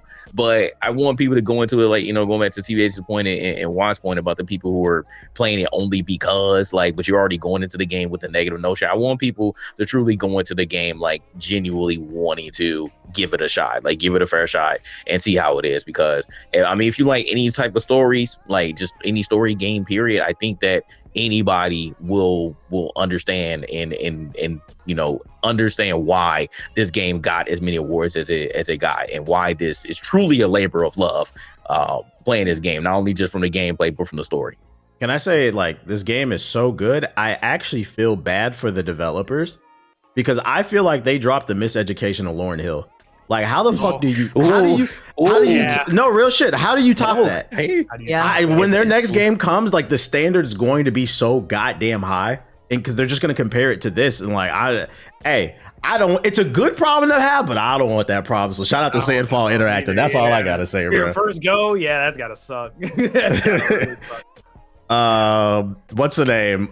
So let's talk a little bit about the drama since it won Game of the Year and all the awards. Like, people pushing these agendas and stuff like that. I mean, I feel like we touched all throughout it, like, a little bit on the podcast, but it's really bad with this one. I've seen a lot of people say, I ain't playing that shit. It's turn-based. Nobody played that game, which is crazy because the game's been out for 6 months and it sold 5 million copies despite the fact that it's on Game Pass. And before you call that a failure, because I feel like some people be like, 5 million is a fucking failure. No, the best-selling game of the year so far is Battlefield 6, which sold 10 million copies right now. And this is a hardcore. And this is a hardcore RPG. This game is actually much more popular than a lot of people think. And I think it kind of goes back to a lot of y'all are not in tune with the culture as much as you think you are. Because even if you haven't played it, I feel like you should have at least heard of this game. Because I feel like people have been talking about it all year. I agree with JG said. I was like, at a certain point, I was like, oh no, Watts said it. I was like, after a certain point, I was like, oh yeah, this is Game of the Year. I didn't want to come out and say it too soon. I wanted to play some other things, but like after playing a couple other games, I was like, yeah, it's definitely nothing's beating this game, bro. Yeah, I didn't even need to say that. I think mine was I think Prologue was cool. Act 1 got me like locked into it because at first I was like, okay, this is okay. And then the end of Act 1, I was like, oh, okay, that's interesting. Okay, now I'm paying attention. You have my attention. But then I said it's the boss fight where you fight the dual wielding guy where he jumps you. That ending flourish animation, that was where I raised my hand. I did the peak cinema thing. I said this is game of the year. This is back in March. I said right there, I was like, oh, this might be game of the year. I'm not gonna lie, this immediately is a game of the year nomination. And then just finishing it off, I was like, yeah, this is 100% gonna be a game of the year. Okay, I'm gonna defend some of the haters. Okay. I'm gonna let me hear it, because I've seen this too. I think that the game is phenomenal. I think it will end up being, when people do those 100 lists, it will be in the top 20. I think it will be arguably one of the best games of the decade. I'd put it in my top 100 already. I think it's in my opinion, it's in my top 25 best favorite games of all time. I think it's reached that point. I don't know where in the category yet. I'd have to like really rethink a lot of things. Yeah. And again, this generation's still far to go. We still have big bangers still coming out. I have like from my studios, the studios that I really enjoy and the games I enjoy, like, there's a high chance I might really enjoy Witcher 4.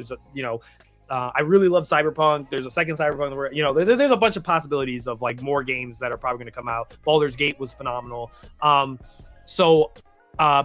one side of the coin, I think that right now, which I agree with you, TBH, for people that say gaming is dead or that gaming isn't innovative anymore, I think that we've had some of the most mind-boggling, most game-changing games that have come out in the history of video games since 2020. I think since 2019. I think since the pandemic, all these pandemic baby games, I think there have been literal massive game-changing games that have come out and that have been insane. That I think people don't realize now, but I think as years go on and next year and 2 years and 3 years forward, we are going to see the influence of these games impacting the future of game development with other games inspired by them. Yeah, I hope so.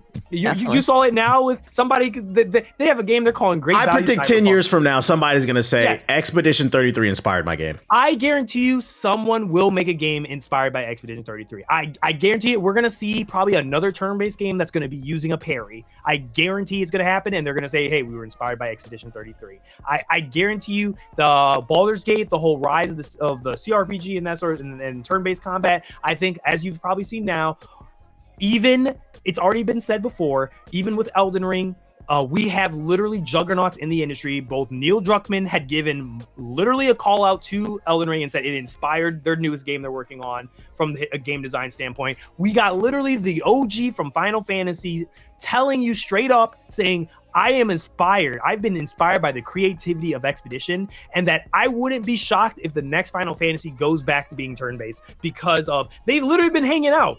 He's like, yo, you guys have inspired us. The people that have inspired them have now basically 180'd and went back and now inspired back the Godfather, basically. So it's kind of crazy how like you inspire the younger generation and the younger generation can still inspire you. So you're seeing all this. I think we're going to see a massive evolution of like how people are going to be playing, for better or worse, if people are mad or not about it. But I will say there's a lot of unnecessary glazing. We got to stop with Expedition. Okay. What things we got to stop saying? Expedition fam, we need this. We need to have this chat. Me and Watts had a funny little go about it on Twitter. Number one, guys, listen very closely. Guys, if we're going to convince people that this game is really good and it's real lovable, we got to stop saying this game has revived turn-based gaming. It has Wait, not. people are saying that? Yeah, unfortunately. Okay, I'm with you. Nah, that's got to stop.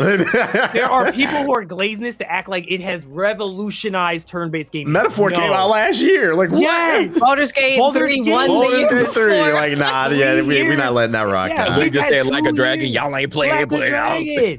We've had multiple Digimon this year. Digimon came out this year. Yes. Turn-based is eating right now. Yes, turn-based games have been at the top of making some phenomenal games right now. So guys, I get it if you haven't played a lot of turn-based games, or this is your first one that you've played after not playing a lot of turn-based games. I know it can feel like that to you, but it's not true. Listen, we do not want to be, I'm going to get in trouble for this. We do not want to be like the Persona fan base. Let me say that again. We do not want to be like the Persona fan base. We do not want to be out here talking about there was no jazz in video games until Persona came along. We cannot do that, guys. We please do not do that. Number two, the second thing, we do not, Expedition fam, we do not need to tear down other games. We don't need to do it. The game speaks for itself. It's that good, okay? Unless you're dealing with a bad actor, I think most people with common sense can play this game and be like, yeah, it's really good, okay? We don't need to tear other games down. You don't need to tear down Final Fantasy. I hate that. You don't need to tear down other turn-based games and call them trash to make your game seem better. We don't have to do that. There are other turn-based games, and I agree with Watt's same too. If you liked Expedition, go play Baldur's Gate if you didn't play it. Go play Metaphor ReFantazio. Play a bunch of other games. If you like this game, try a bunch of other turn-based games, because now I think you're more inclined to try those games, and now you have a bigger open mindset to try them. So try them out. Yeah, that's it. That's my public service announcement. But Expedition still deserves that shit. Yeah, I agree. Yep. I think yeah, I think it's unfortunate every time of the year, like, people are surprised that this happens. People going crazy, making videos. Like, you guys got to start. My rule is, if you haven't played at least 2 of the games that are nominated, you don't even, why do you even care about what's game of the year? That's always been my point. I'm like, what does it matter, man? Like, of course, Go to Yote's your favorite game of the year if all you played is Call of Duty and Madden, bro. It's this year's Uncharted. It's this year's Spider-Man. It's cool. But it ain't up there, okay? And all I would encourage people is just give it a shot. I would love to know from a ball and gun gamer standpoint, because none of these games, I mean, outside of me, you can argue Death Stranding had guns in them. But what game, if they didn't play any of these games, or if none of these games are in their palette, then what game did they want to win Game of the Year? Because Yotai wasn't in here, so GTA 6. Right. They want to go see Yotai. Can I just state, by the way, all the glazing for GTA 6, we have not seen an ounce of gameplay. But anyways, go ahead. Yeah, so I don't know. I don't know what they wanted to see, because Spider-Man wasn't in last year's either. So, so I don't know what they wanted to see this year. They didn't play Hades. They didn't play and that's why it's even more weird, because I know that y'all didn't play any of these games. You already admitted. It's Arc Raiders. They wanted Arc Raiders. I've seen some people on Twitter calling the games that got nominated for Game of the Year, they're calling them journalist games now. They're like, oh, these are those nerd journalist games. They think that people don't play these games. And like I said, Expedition 33 sold 5 million copies in the first 6 months, despite the fact that it's on. You could have got it for free, and people still bought it. And I'm not gonna lie, I played it on Game Pass, but I ordered a disc copy just because, I wanted it in my collection. I'm not gonna lie. Did you get that one off of Amazon? The box set joint. Yeah, it was fire. So like, it's doing, and do the math, 5 million times $70. That's a lot of money. The game only cost 10 million to make. It's not a failure. People played it. I think it's unfortunate, because I think, in the gist of this conversation, all this drama of people hating on Expedition 33, I can't stress enough that we play games to escape and have fun. Yes. And the way my brain works, I think this is what I'm so disappointed with the gaming community is, when I see a game that gets nominated for something and I'm not familiar with it, or I haven't played it, my brain goes, oh, I have a blind spot. I did that last year with Belantro. I didn't know what the fuck Belantro was. And then people was it turned out to be a cool game. I was like, oh, okay, I have a blind spot. I wish more people would say I have a blind spot, because I'm a gamer. I enjoy playing games, and I'm looking for like a new experience. Instead, I feel like the Game Awards has turned things into like this tribalism type of thing. And it's like, I can't stress enough, these corporations, these studios, they're not paying your bills. This is a $50 game. One of the best games we've played in a while. Just check it out. People are attaching too much of their self-identity to things that they like instead of who they are. So when you attack, or not even attack, but even if you just say, I like Expedition 33, they're like, oh my God, do you think that Silksong is bad? Therefore you think I'm bad. That's facts. That's the same thing about we talk about the console warring and stuff like that. It's the same logic. Self-identify, Yep, they care about that piece of plastic. That's unfortunate, man. You guys are denying yourself graces, because the last thing I'm gonna say too is, I feel like there are certain things in life we can't control that are going on, but then there are certain things that we can. And I feel like a lot of people, part of the reason y'all are miserable is because you deny yourself greatness. Like I said it on stream the other day, like a month ago, I went to what's the name, a concert for Avatar: The Last Airbender. It was my birthday gift, but it wasn't until November. So that's when we went. And I came out of it like inspired, because like I've been writing just like a treatment, like some general ideas for like a book that I eventually would like to write one day. And I got stuck at like the origin story of like the character, just trying to write down general rules for the character. And I came out of that concert like mad inspired. when they were like playing the music, and I was like, I gotta write this down on my phone. And like the point I'm trying to make is I feel like a lot of y'all are miserable because you deny yourself great things and you don't know where inspiration can come from because you refuse to interact with it. And like the point I'm trying to make is just say yes to more things. You'd be surprised and you'd probably be a lot more happier. Because like I feel like one of the things that I took away from this game is I was like, oh, this is a labor of love. Like this is actually very inspirational. Yeah. It makes me want to try harder type shit. Like, damn, look what is possible when humans do versus playing fucking Madden every year. Like, god damn, we know it's in it. The damn microtransactions, bruh. And it's like every year too. You're going through the same cycle, and then you're getting upset at the product because they're not delivering or they're taking things away. They don't care about you. So, like again, like going back to that community support conversation and what wins an award. Like you're playing these games that they don't care. They like there's no real community in these type of games, and they give you the same stuff every year, but then you have the unmitigated goal to turn around and say that Expedition 33 is slop.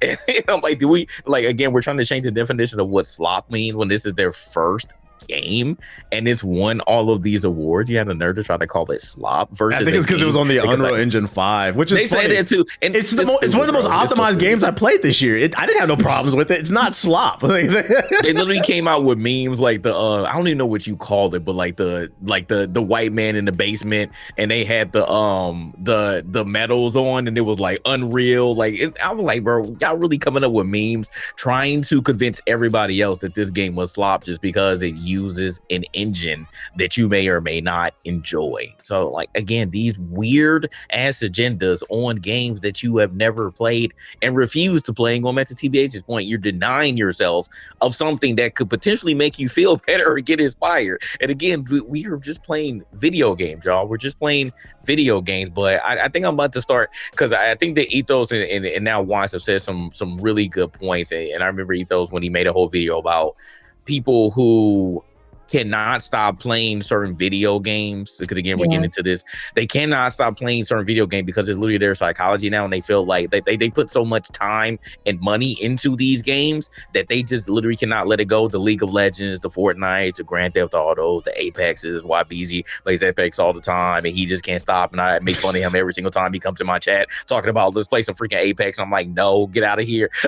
So, and now Watt's saying that like people are literally self-identifying themselves with certain video game now or certain genres, and I think that people really need to take a step back and think about like what you have done in your life and whether video games now are still a hobby and a way to escape for yourself, or if it's something that is legit making you mentally and physically sick. Because I think that we're now getting to that point where we're arguing about things that don't matter. And I don't think that video games are fun for these people anymore. Right. I still have fun playing video games. We talk about video games all the time. This is our content. But at the end of the day, it's still a hobby for me. And it's even more of a hobby for me because now in my life, I have 2 kids. So I have to find time to play games now. So when I'm playing video games, I'm having a lot of fun, playing. So it's definitely different. And I'm like, damn, are there seriously people who like just don't have fun playing these games anymore? You're playing the same thing that have been making you upset for years now, like years, or you're playing the same franchise over and over and over every single year, and it's just not getting better for you. But you don't want to go out of your shell to try something different. For what? Like, I know that people don't like change, but you have to think about what is the true reason as to why you don't want to just try something else. Nobody's saying you have to like it, but just try it. See, I don't think that people are talking about certain things for nothing. Like we talked about Elden Ring because it was amazing, and through word of mouth that game blew up. We talked about Expedition 33 and word of mouth it blew up because it was great. Like we're not just saying these things to try to push an agenda. Everybody thinks there's an agenda. Some things just end up being the way that they are because they're good products. So I don't know. I just don't understand. But I think that people need to seriously take a step back and think about whether this hobby of playing video games is truly fun for you anymore. And there's a lot of people that are addicted to, especially live service games, like actually addicted. And like I try and talk to them about it because people will say all the time that like they're addicted to Destiny, for example, and they're like, yeah, I hate it, but I just can't stop playing. And I'm like, I don't get it. Like, can you explain that to me? Because I've never experienced that. If I don't like something, I'm just not playing it anymore. Yep. And I cut the cord. I literally got out the Matrix. Like Apex, we were like that for Apex for a little bit. You know, we play Apex almost every day. Like we were playing Smite like that. Like there were some games, especially in the GI life cycle. Like we were playing like almost every day. And again, it gets to a certain point. Was like, all right, is this fun for me anymore? And then we just stopped playing. Warframe was like that. When we first started playing. Like it was a lot of these games. Like Marvel Rivals for a little bit. Like nobody plays it now, but I think me and Ethos now and Ace every now and then in the chat. But like. It's just certain games. It's like if it's not fun for you anymore, like we just let it go, and that's it. And I've heard from so many people who have been able to cut the live service cord, whatever it is, and they've discovered so many games that they like, and now they're having so much fun. I actually hear it in my chat all the time where they're like, normally I would play Destiny and maybe one other game. They're like, I've played like 15 games this year and I've loved them all. Like and it's just pure joy of just like you're just sitting there and you're just playing a game and you're just loving it. Personally, I also think to deny yourself greatness is bad karma. I think a lot of people got bad karma because you're constantly just denying great things. Granted, sometimes it's subjective, and then but if everybody's saying like there must be some level of truth to it. Also, to add to what JG was saying too, what you requested them to do might be a little bit too deep. Some people might not want to do that shadow work. So what I'm going to ask on an easier level, at bare minimum, if you don't want to do what JG said, do some soul searching or what's going on with you on a deeper level, I would ask y'all to understand at bare minimum, when y'all behave the way that y'all do, interacting with these annual releases or these games that are just microtransaction ridden, understand you are giving the power to the corporation. When you constantly buy the things that you dislike, and it becomes a vicious cycle where you are creating the problem, and then you hop on social media and bitch, you're the problem. Just stop buying the shit, bruh. It's really that simple. And if there's nothing else on the market that you don't like, then go outside and find a new hobby. But bare minimum, break the cycle of buying what you hate. Because even if you stop gaming, we benefit from it too. So, that's all I'm gonna say, bruh. I had a friend a couple days ago. We were cracking jokes at like 2:00 in the morning, playing Rivals, and some other people in the VC were playing League of Legends. And I'm not even joking to you. One of my friends who was playing League of Legends, we were all like playing our own games. It was silent for a little bit, and then I'm not joking. This came out of his mouth. He said, "Oh my God," he was getting mad, and he said, "Oh my God, I'm sorry. I can't believe I thought I was gonna have some fun. I apologize. I apologize to this game. I'm sorry. I thought I don't know what I was thinking I was gonna have fun tonight." And then we just all started just cracking up laughing because we said, hold on, stop. Everyone just stop this, stop. Say what you just said again. Think about that. You are so locked into League of Legends. You have accepted you can't have fun with this game. You have to, every time you play, you have to accept that you are not going to be able to enjoy yourself playing it at all. But you can't get off of it. Yeah, like dude, and he's not the only one. And he's not That's the only scary one. thing. There's my friends who are like this. There's so many like this. It's really hard to attach your, like, if you have 2 hours in an evening to play a video game and you're attaching your fun to like a multiplayer game, it's actually really hard because you're at the whim of how well that game goes, not just how good the game is. Like a multiplayer game can be phenomenal, but if you're getting your ass beat for 2 hours, you're probably going to go, well, I had no fun and that was a waste of time. So it is hard. It is hard. If you're playing a single player game, you hop on for 2 hours, you're like, I had a great time. I did story mission, killed some dudes. It was great. Great fun. Attention spans are fried though. Some people struggling to sit down and play them single player games. I know, which is crazy. That's scary. There's people now that they don't, which I think is also kind of like, okay, maybe you need a therapist. They don't find the thrill in it. They're like, I need to beat another human. Like, yeah. I'm like, legit people. They're like, I don't want to play any single player game. I want to play against people, humans. Do we have to talk to somebody about this? That's all going on. Put them against Consort Radon, it'll change their mind. No. You know what's funny? Because they love to be like, oh, if you can't do all the movement in Call of Duty, you just trash your games. But then you put Radon up against them, they'll be like, oh no, it's not. I can't beat that shit. Not because I can't beat. It's just because that shit nerdy, bro. I'm not playing. All right, now you're trash. They hit that meme. Oh no, see, that was different. That shit is fucking funny. That was a good conversation. Keep it in the realm of Game Awards. They did another big part of the show is they announced, different games and stuff like that. There was a bunch of different games that were announced. A gang. I'm not gonna go through every one of them. I hope y'all wrote down what y'all was interested in because I did. What's the name? All right. Well, you sound super enthusiastic. Watts, go ahead. What were you interested in from the Game Awards that they announced? Okay. I'll mention the things that I already knew about, but I was happy to have it confirmed or whatever. So, Pragmata Pragmata got a release date and I have a that on demo the screen drop. now. That's great.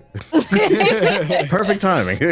And I called this not because I am some kind of prophet, but Twitch said that they were going to be having Twitch drops for Pragmata. If you were in the Pragmata category and you gift a sub, you get a Pragmata chat badge. And I was like, how are you going to have Twitch drops for something we can't play? So I kind of assumed that a demo was going to drop, and they did. They dropped it on Steam. And then they also gave the release date, which is April 24th of next year. So it's actually coming up pretty soon, sooner than I expected. You played the demo? I played the demo. How long is it? The demo itself, if you just want to play it once, is really short. You could probably do it. If you take your time, you're probably looking at 18 minutes. If you I'll run rush next you're week like, then. Okay. yeah. But this demo is really cool, and I think it shows a lot of confidence, actually, is after you finish it the first time, you unlock another gun and another hack ability that you can get in another playthrough. You also unlock a suit for Hugh, which is the man.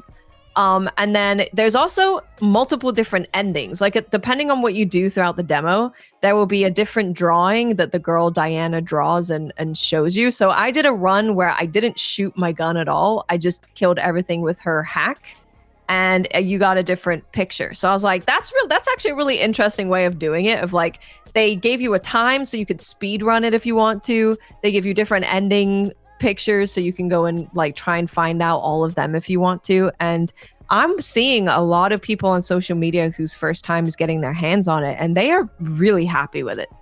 It's doing something really cool with gameplay, with like a 2D space. You're moving in a 2D space and doing a hack, and you're also within a 3D space dodging and shooting and all of that. And they said that this game has been the way that it is the entire time that they were making, because this game has been notoriously delayed. But they spent like years just making the idea that they had feel good. Like, we had it. Like, this game has not changed, but we spent a long time making sure that you were doing these like two sides of your brain, different activities feel good when it comes to gameplay, and it shows. Kind It's of really cool. Kind of proving the point that Ethos was saying earlier. So what you're arguing is this is a game that's actually trying something new, interesting. Yep. We're in a good space. I'm not gonna lie. When they first announced this game, like a few months back, I was kind of indifferent about it. I thought it was just like The Last of Us in space. You see the guy with the girl, they just got spacesuits. But this second showing right here, this does look better, and I think I'll give the demo a shot. It looks Here we go. interesting. Yeah, it's short enough, and also it runs really good. You can run this thing on a potato, and it's super smooth. Okay. I think what I saw that was interesting, although I would later find out it was disappointing, but that Star Wars Fate of the Old Republic, until the news came out that ain't coming out anytime soon. But Exodus, so they said 2030, right? People are like, it's not coming out till 2030. But then the main guy behind it was like, it's not going to take that long. I'm not getting any younger. He also didn't get. Hold on. That doesn't mean it could be 2029. Hold on. December 2029. We gonna put respect on that man's name. That's Casey Hudson. That ain't Casey just Hudson. Nobody. That right there is the OG. That's what is really exciting about the announcement. Yeah, that's he came to fame because of KOTOR. That's the Godfather. That's one of the brain children behind Mass Effect. Yeah. I saw in an article they said it's being produced by Casey Hudson, the brainchild behind KOTOR and Anthem. I said, all right, bitch, why don't you say Mass Effect too? No, because we gotta slander him too. He was supposed to be the brainchild behind Anthem, but then he's right there. You could have said KOTOR, Mass Effect, and then Anthem, but you just threw that in. We can slander him. I'm like, come on, bro. Like, he don't got other bangers under his belt. Come on, now. He got bangers, but he do got the L. And I do know bangers. Yeah, saying Anthem though is crazy though. I ain't gonna lie. It is. But he shouldn't have left the studio. You should have told them what the game was supposed to be. Yeah, they're saying this might not be till PS7. I was like, all right. Exodus looked good though. The two Tomb Raider games they announced a remaster, a remake, and then a new entry to, I guess, a reboot. Star Wars Galactic Racers. I was interested in that. And that Orbitals game for Switch 2 looked good. The art style looks dope. It looks like it was inspired by the people who made It Takes Two and Split Fiction. It's just a shame that it's a Switch 2 exclusive. So although it's another reason outside of Dustbloods to have a Switch 2. So maybe maybe it's okay. You might be there. You're fine. Take it up. Though, man. It's for anyone who didn't see it. It's in this like old school anime art style, which I would love to see more anime be created in this art style actually. And it's a co-op game. So yeah, it looks super cool. You see anything you was interested in, Jay? Yes. Surprisingly, tank rats look dope to me. I was a little skeptical. I heard a lot of people. Yeah, tank rat looked dope. I'm still a little skeptical about this one too, because it started off with that weird music video, but Stupid Never Dies. Stupid Never Dies. That was the zombie game? Yes, that was the zombie game. Once they showed the gameplay, I was like, oh, okay. Yeah, you didn't have me at the first half, but the song was good though, okay? I was jamming, all right? But we didn't know what the hell was going on. It's too long. It was really long. Way too long with freaking intro before you... Stupid Never Dies is this is their first game. It's a studio that's actually created by an OG from Capcom. And they've got like DMC blood in there. They've got some heavy hitters at that studio. Like really good. Like Grasshopper. I thought it was like those like No More Hero guys. The Studio 51 guys. No, it's it's a brand new studio, and it's got a lot of like high octane action game blood in it in terms of their talent. So that made me even more excited for it. Yeah, we'll see. Ontos looked interesting. That was a game that we thought looked like BioShock. So that one looks interesting. You already mentioned Exodus, but my top two, and I feel like me and Ethos are like, probably you was too. Well, me and Ethos are definitely high on it, but Control, Resonant, Resonant. I was exploded. Hey, look at this fraud. That shit look fire. Look at this fraud who didn't. Why do you keep doing that? Why do you? So the game not working for me doesn't matter. Okay, falling through the map, blowing up. Okay. I mean, I'll be honest. I don't love Control in terms of its gameplay. I love the world. Y'all gonna get on her? Because I never said it was a bad game. Y'all gonna get on her? I don't enjoy the gameplay. I thought that Control game they announced looked fire. But yeah, Control Resonant looks like it's an action game. So now I'm happy. Yeah, we're not shooting guns and manipulating things with our mind. But is this game a ball or a gun game? It's a hammer game. It's a hammer game. Okay. Yeah. Yeah, we're going to come up with a new category because they're like maybe it's a bonfire and flash game. A bonfire game, bonfire flash game. Yeah. She's got psychedelics. And then a Gang of Dragon for me, because that looks like I thought it was at first. I thought it was RGG at first. I'm like, but this isn't the game that y'all announced. But this is something different. But it definitely looks in that realm of Yakuza. So you already know that's my bag. So Gang of Dragon, definitely. So those are my top two for sure. I just go ahead. I was gonna say I just wrote down while everyone's talking. I wrote down all the games that were said. If anybody came out of this and was like, "Yo, all this was like this whole thing was mid," I just wrote down 20 games. I just realized from Mr. if I knew these games are coming out or not. Yeah, there's like 21 games on this. I was like, "Oh, I want to play this." Star Wars, The Fate of Old Republic, even it's old. Control, Exodus, Ontos, Divinity, Bradley the Badger, Pragmata. Bradley the Badger, by the way. I was going to say that one. Bloodborne is back. Yeah. Bloodborne is back. I got clowned. Oh, yeah. I forgot about the game. Yeah. Because I said, oh, I ain't gonna play this stupid platforming game, and then they threw Bloodborne and Cyberpunk. It looked like Little Big Planet. Like you can do a bunch of different things in it. That's cool. That game fire. I want to play it. Cool. Yeah, the Tomb Raider games look good. Both I kind of got to see more, but I'm definitely gonna play Legacy Atlantis because I didn't play the original back in the day. Or Orbitalis, Orbitals, like what Watt said. I really like the art style of that. It doesn't really count, but Deadpool, Marvel Rivals, I'm playing Marvel Rivals. So yeah, Deadpool, for sure. Really excited. For sure. 007, First Light. I've already been excited for that. Saros looked really cool. We're playing Saros. Yeah. I don't. Again, I'm debating if I want to wait for the PC because with shooters, but I got to play Returnal, so I think I'll wait. I'll play Returnals on PC, and then hopefully at that point they port Saros over.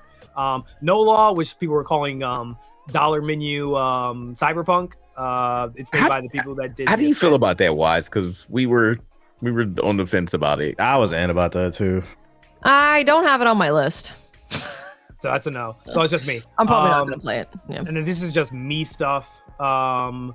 Ace Combat 8 and Total War 40K. Right. Ace Combat. Those have me really excited. I never played Ace Combat, so. Did anybody mention Divinity 3? Because if we don't, people will get mad.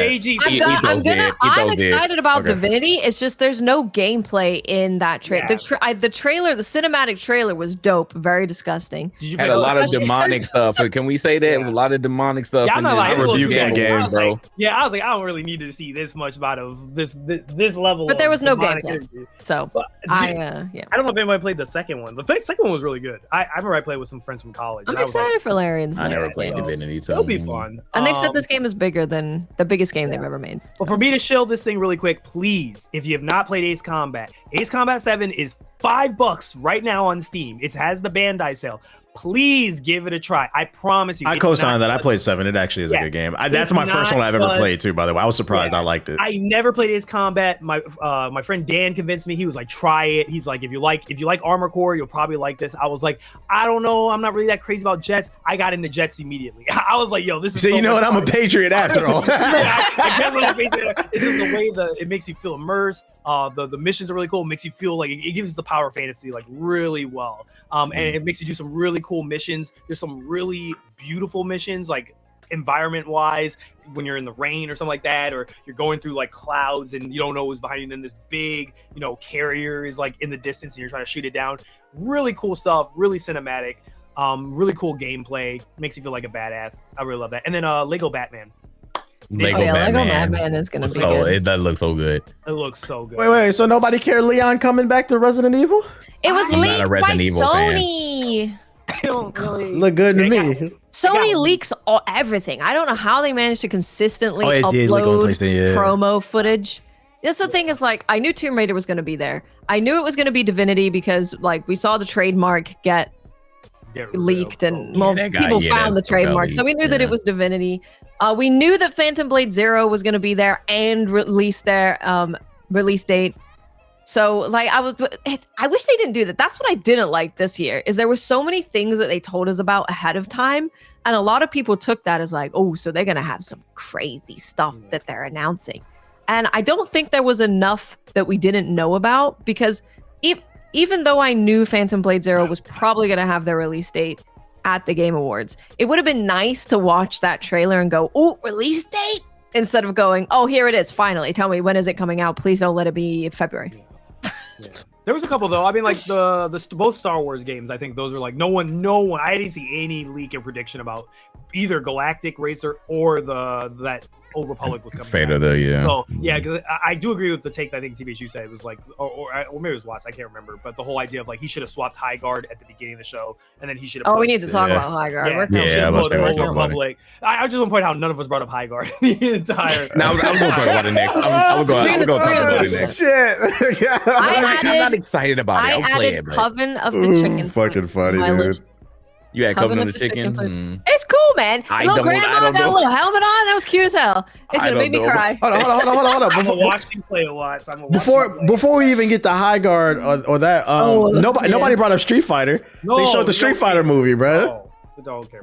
It looks corny, and I will watch it because it's going to be dumb. I'm going to watch it too, but it's corny. It looks bad. I will maybe reluctantly watch it, but I don't have high hopes off this trailer. Like I was like, yeah, I don't know about this, man. I'm not spending $12. I take it to see this. Right.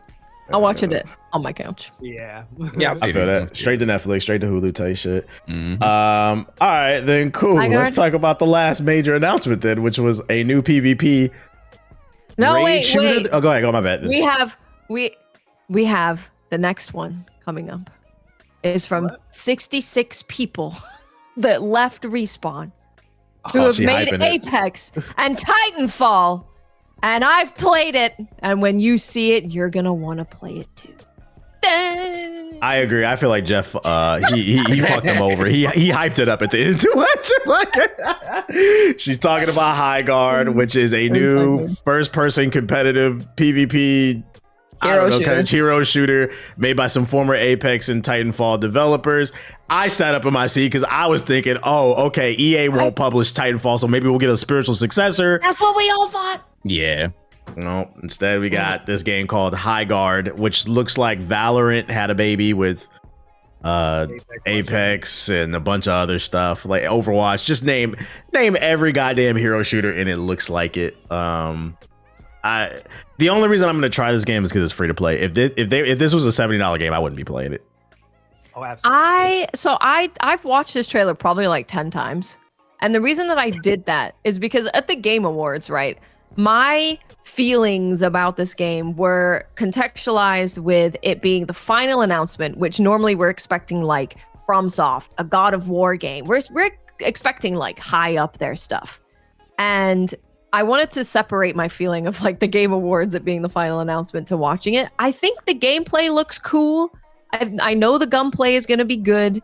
I like that they have these objectives that are going to be having people, go towards specific points. I think that's cool.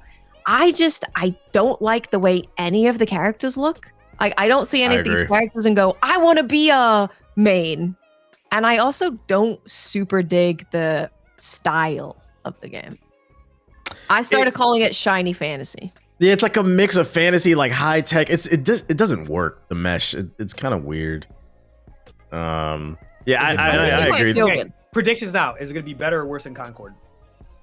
It'll be better. Concord, I think, was I think by default it will. It's also free. at bare minimum, I think the shooting will be at least above average because these are former Titanfall Apex Legends. The shooting will feel good, probably. This is such a Shroud ball gun in your game, bro. This is the most like ball gun game I think I've seen in a while. I'm thinking about it wrong. It definitely feels like it was made for the algorithm to appease like a certain audience. The big streaming FPS players. I feel like that's what it's targeting. Over again. I agree. I think I don't know. It doesn't feel like a game of passion. It was like what do we think will be the next? So it looked like the opposite. It's like, the Ubisoft devs left and they made it labor love. It's like y'all left and made something that looks like everything else that we've already played. I said to watch this in her stream, I was like, I think if they had just got rid of the horses and they made like mechanized diesel punk mechs as your movement of how you move around the map and you like siege different objectives, it would have been perceived way differently. I think I didn't understand the horses. Any sort of mech, I think would have made it feel more Titanfall-y, and people would have been more on board with it. I think there would have been the backlash towards it. But since they put why are there horses? This looks like paladins. Y'all remember Paladins? It does look like Paladins. It does. So much of Paladins. And don't get me wrong, I liked Paladins. I thought Paladins was cool back in the day. But like, I don't know, man. It's just a weird mix. So I'm like, why did it have to be horses, bro? But here's what it has going for it. It's the two things I said: former devs that worked on popular shooters, so we know at bare minimum it's probably going to feel good from a shooting standpoint. And it also has the fact that it's free going for it. And we talked about this before stream. At least me and Watts, we agreed. We feel like a lot of people pull up with bullshit, or they deal with the bullshit simply because it's free, because they are gassing the fuck out of where the wind meets, and that shit is mid as fuck. And I can't help but feel like you're gassing it because you didn't have to pay for it. So you'll tolerate a lot more stuff. So you can't. There is a genre of gamer out there. If it's free, they're gonna love it. They have that going over Concord. I wish them the best though. I hope we're wrong, because at the end of the day, we do always want something to play.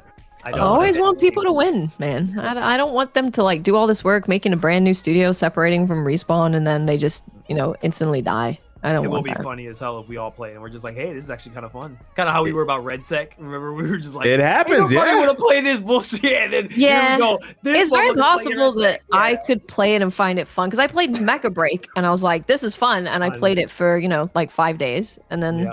And that was kind of it. Yeah. But that's exactly what's going to happen. I can only play this game for 3 days because on January 29th, the Neo 3 demo is coming out.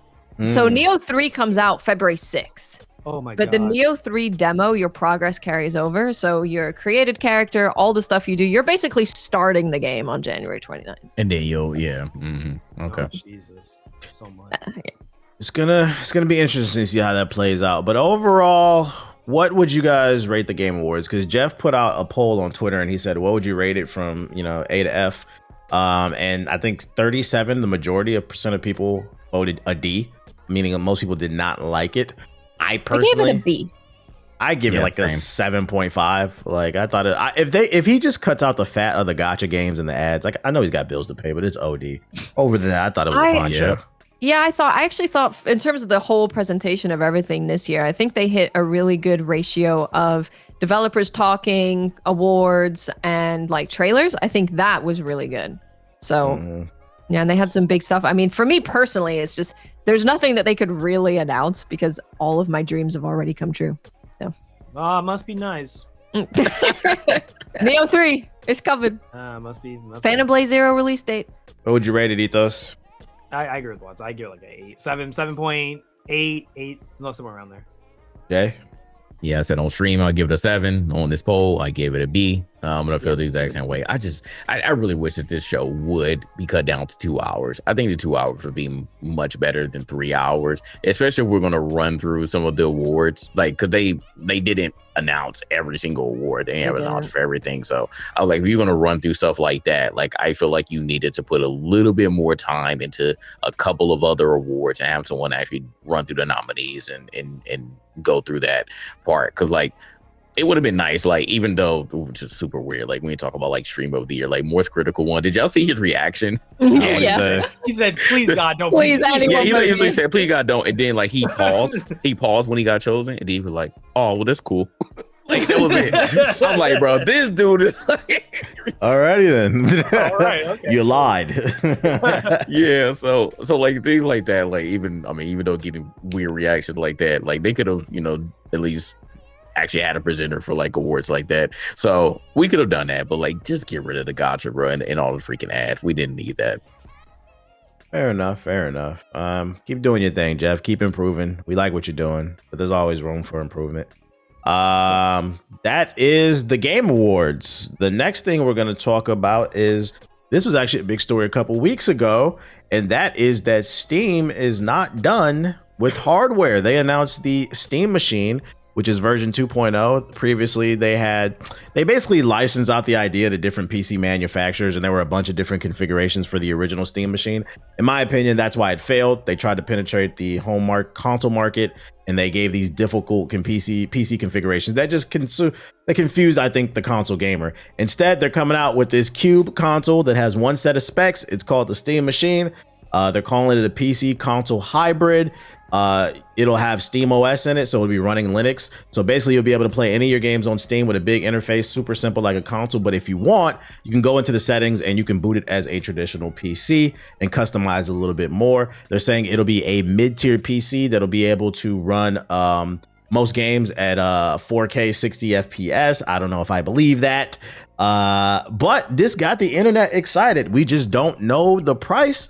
So what's the temperature on the Steam Machine, Ethos? You're a game dev. What does this make you feel? I like it.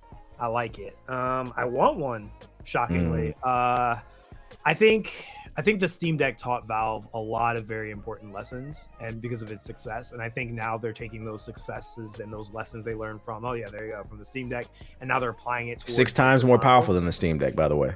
They're saying. Yeah, so like I think its power range is like, it's not a PS5 Pro, but it is around a PS5. I think that's what I read too. Yeah, it's got a custom AMD chip. Yeah, so it's really going to come down to really how fast, but a lot of it seems to be is they're going to be relying a lot on that FSR to handle 4K gaming, which I'm not really a 4K gamer, so I don't really care. As long as they can run 1440p pretty solidly, I'll be happy.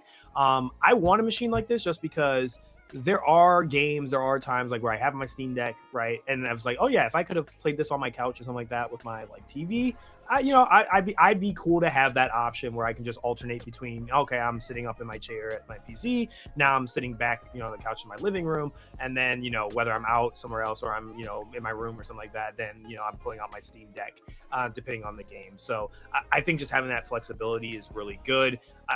A lot of this is going to come down to the price, but I think a lot of people I think a lot of people are setting their expectation right, but I do think some people are a little insane thinking this thing was going to be $400. I think we have to just accept this is not going to be a machine that's going to be competitive like pricing to like the PlayStation 5, but I think it will be competitive to the PlayStation 5 Pro. So I think it's gonna be around that like enthusiast area where like people who might buy a Pro, but I don't think like someone who's like, I'm interested in PC gaming, I want to get a console, but I want a console. I don't think this thing's really gonna be, because I think the pricing is going to price them out of it. But I think if you're an enthusiast of PC gaming, or you are that person who's bought a PS4 a Pro, or you have a Steam Deck, I think if you're in the Valve ecosystem, you're probably going to want this device. I think for me, the sweet spot on the price is $500 to $600, with the max that I'd be willing to pay $700. And if it is $700, I'm not getting a day one. I would want one for the living room because of the small form factor, and I would probably mainly use it as an emulator machine because, like, I'm not gonna lie, I do like emulating old games that I didn't get to play when I was younger and maybe couldn't afford them, but I don't like sitting at my computer all the time. So being able to play it in the living room and literally have every console allegedly, because I buy all my games, that would be great. And then on top of that, I also have access to my Steam library. I think there's 100% a market for this. Because I've seen some people question, like, why are they doing this? It's because there is a market out there that has heard about PC gaming. They heard about the fact that we don't have to pay for the online. The games are cheap as hell. You can use whatever controller you want. Constant demos. They've heard about the great ecosystem, but for some reason, they just don't want to build a PC. They heard pre-builds are too expensive. I think this is potentially the sweet middle spot for those gamers right there that just want to walk into, well, you shouldn't be going to GameStop anyway. Fuck them. Walk into Best Buy, wherever store you go to. We ain't shopping at Target either, Walmart. And just pick up a console and say, all right. Because like I think people have to understand, if you are educated in this space and you now have the option to buy a PS5 and this Steam machine, and now you don't have to pay for the online anymore, but you also get Xbox, you get PC exclusives and PlayStation exclusives. This is, in my opinion, an actual threat if they price it correctly. What's the temperature for you, Watts? I want one as well. Yeah, same thing that all of you guys have said. Like a Steam Deck, I've kind of been able to realize some of this stuff, right? Like I can be on the couch with it, but it's still a handheld. So being able to have something that is such a small form factor, have it in the living room, be able to play all of these indie games that do not have any console release dates and be able to play that on the couch would be really, really, really nice. So depending on the price will be depending when I would want to get it, but I'm definitely interested in getting one. What about you, Jay? Yeah, I'm going to be the only one on this panel that has no want or need for this device. But that's just my personal preference. I do the majority of my stuff in my office, and I don't think that there is any, at least not right now, until maybe the kids get a little older. But like, I have no time to go out into the living room and play games. So I would have no need for it. But just like everyone else said, and that's really going to be the determining factor for the majority of people, is going to be the cost. I think at the max for the lower end version, it has to be between $700 and $800 for people, in my opinion, to want to buy in. I think the higher end version can be $999 for the people that really, really want that extra storage. But I think if you make your lower end model anything over $800, I think that will unfortunately price a lot of people out. However, I do have a slightly different opinion, and we will talk about this shortly because it is on the topics. But due to the recent situations with a certain bit of hardware that you put in your PC that has gone up in price, skyrocketed, I think that Steam may have a little bit more steam, no pun intended here, to actually get a little bit of that PC market for the people who want an entry level PC device that they can put in their living room or put in their office and stream. Because they aren't saying, hey, this is just for your living room. They are saying, hey, you can also use it. They literally had a picture, shout out to my black women, my black queens, but they had a black queen streaming using the Steam machine. So I'm like, okay, I didn't think that initially that was their intention, but it looks like they are really trying to make this, hey, this can be your device for streaming as well if you want to get into that. The only caveat that I want to say, even though TBH already brought up that you can essentially dual boot this and make this like a Windows machine, this is going to be on Linux. This is SteamOS is Linux, so there are certain games that right now you cannot play. And those are the games that mainly have anti-cheats on them, the Battlefields, the Call of Duties. So do keep that in mind, people, because that is a big chunk of the market. We just talked about the ball and gun gamers. They play those games. Player machine, my friends. Get this and get into some new games. If you can't play those multiplayer games, then it's gonna. I gotta sit with myself. Yeah, exactly. So I want you to keep that in mind, please, please, please. Again, if you have limited brain cells, I want you to think about that before you think about getting this device. If you're getting this to play Call of Duty and Battlefield, I want to be able to play it. I want to give a little pushback on that. He's 100% correct that it will, because the anti-cheat doesn't work with Linux right now. Certain games are not going to work. But on the flip side, I will say, if you are interested in the Steam machine, that's true now. But if Steam is able to penetrate and get a lot of sales in the home market, I think there's a world where game devs are going to try to figure out a way to get it there. You just have to accept it won't be there day one. But if there's millions in the home, they're going to figure it out. Yeah.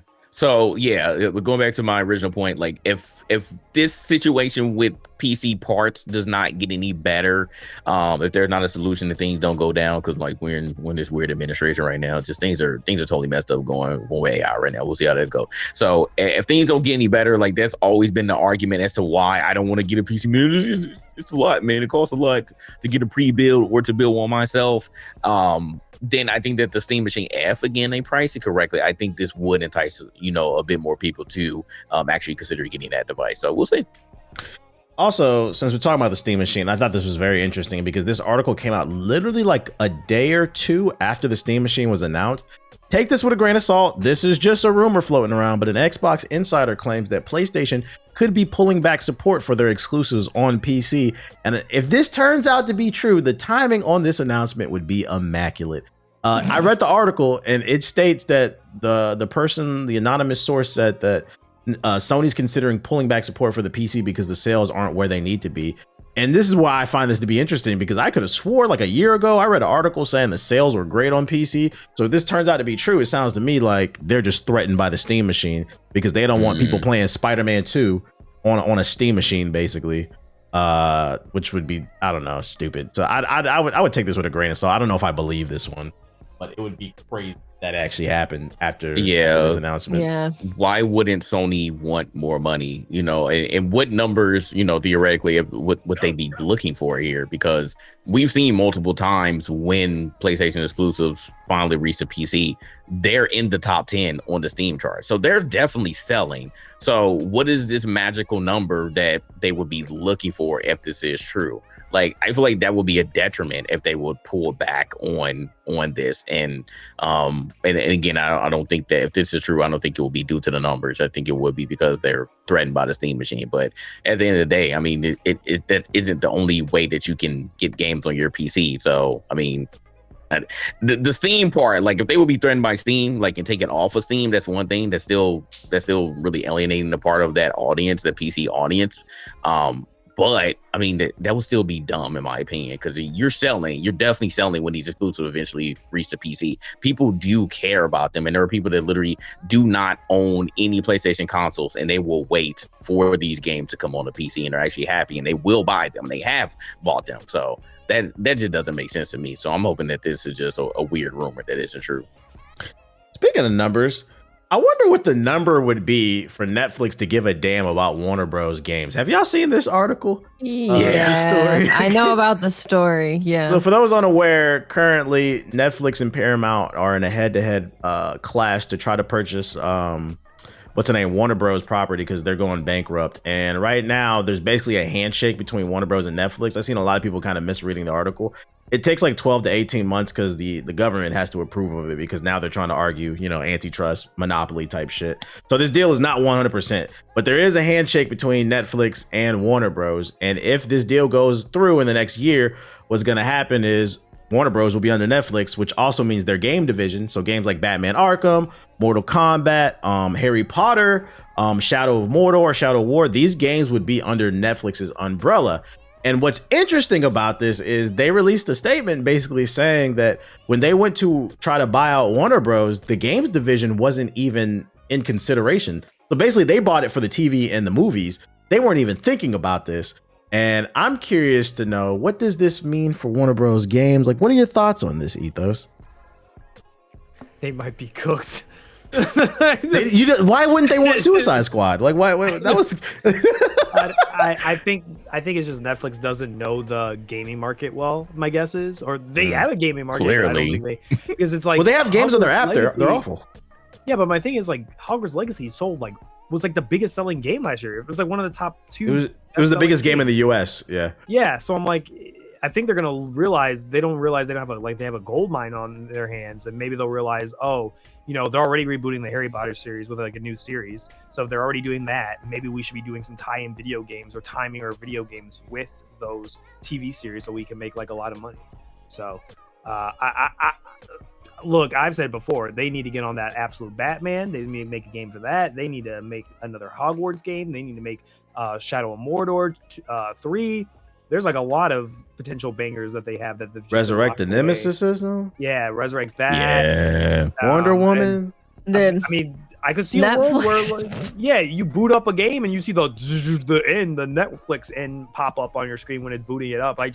And then you could tie it into the crazy part is they've had these like cool interactive. I don't think you guys remember. Do you guys remember a couple years ago? I think it was during the pandemic. Maybe it was a little bit before the pandemic. Do you remember they did that game, TV, movie? Thing talking about Bandersnatch? Yeah. Yes. It was like what did you just say? Bandersnatch. That shit sound like some weird sexual shit. You got that Bandersnatch. Like, what the fuck are y'all talking about? It was this cool, like, it was like an experimental Netflix series where it was like choose your own adventure. Mm-hmm. So you'd be watching the show, but then at certain points it would ask you to make a choice. So you as the viewer would actually use your remote and you click it and it would change the story of the TV show you're watching. So there's like different ways. So you could watch it multiple times and you could get different things to happen. It was cool. It was experimental. It's like playing a Telltale game, but like through a Netflix TV show. And it was like all live action. And I was like, oh, this is actually kind of cool. I hope they do this more. And they never did it since. I think there's only like one other. Was the vote, was the story changed based off of your vote or the community? So your vote went into a pile? No, you played. They filmed different choices that you could make for the character. Gotcha. And it was like very meta. It was like the character then one time like broke out of the fourth wall and realized that you were controlling them. It was really cool. I thought it was like a really cool game experiment. But I don't think Netflix is smart enough to tie that knot into the gaming industry if they didn't even consider that as part of their bidding. So yeah, who knows? That's a optimistic outlook. I hope it's just a case of they just don't know they're sitting on a gold mine, because my brain went to they just don't give a fuck and they're about to kill the shit. Because I mean, to be fair, they just dropped Suicide Squad, Gotham Knights, Mortal Kombat 1. What I know people don't want to hear it was a failure. Outside of Hogwarts Legacy, they've been dropping a lot of duds. So in my brain, I was thinking, oh, they looked at the books and they said this is not worth investing, versus looking at the IPs and adding context to why these games were failing. So I'm hoping it's Ethos's joint, and because we still never got Arkham Beyond. I need that. And I would like that Wonder Woman game.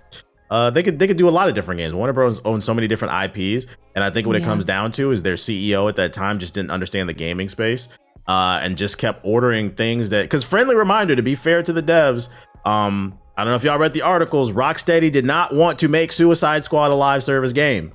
That was the CEO saying we need to make money. And they kind of ruined. It sucks because the devs eat the L. Because a lot of people aren't going to be reading these articles. So like, I hope Netflix, if the deal goes through, whoever gets them, they actually pay attention to the context of what's been going on with the gaming division. And understanding that it was the higher ups that was releasing these bad games. Even Mortal Kombat 1, it was ruined by like live service elements, bruh. Instead of focusing on the core combat, that was a fighting game that launched without private lobbies. So I'm hoping this is it doesn't turn out bad. What you about to say, Jeff? Oh no, go ahead.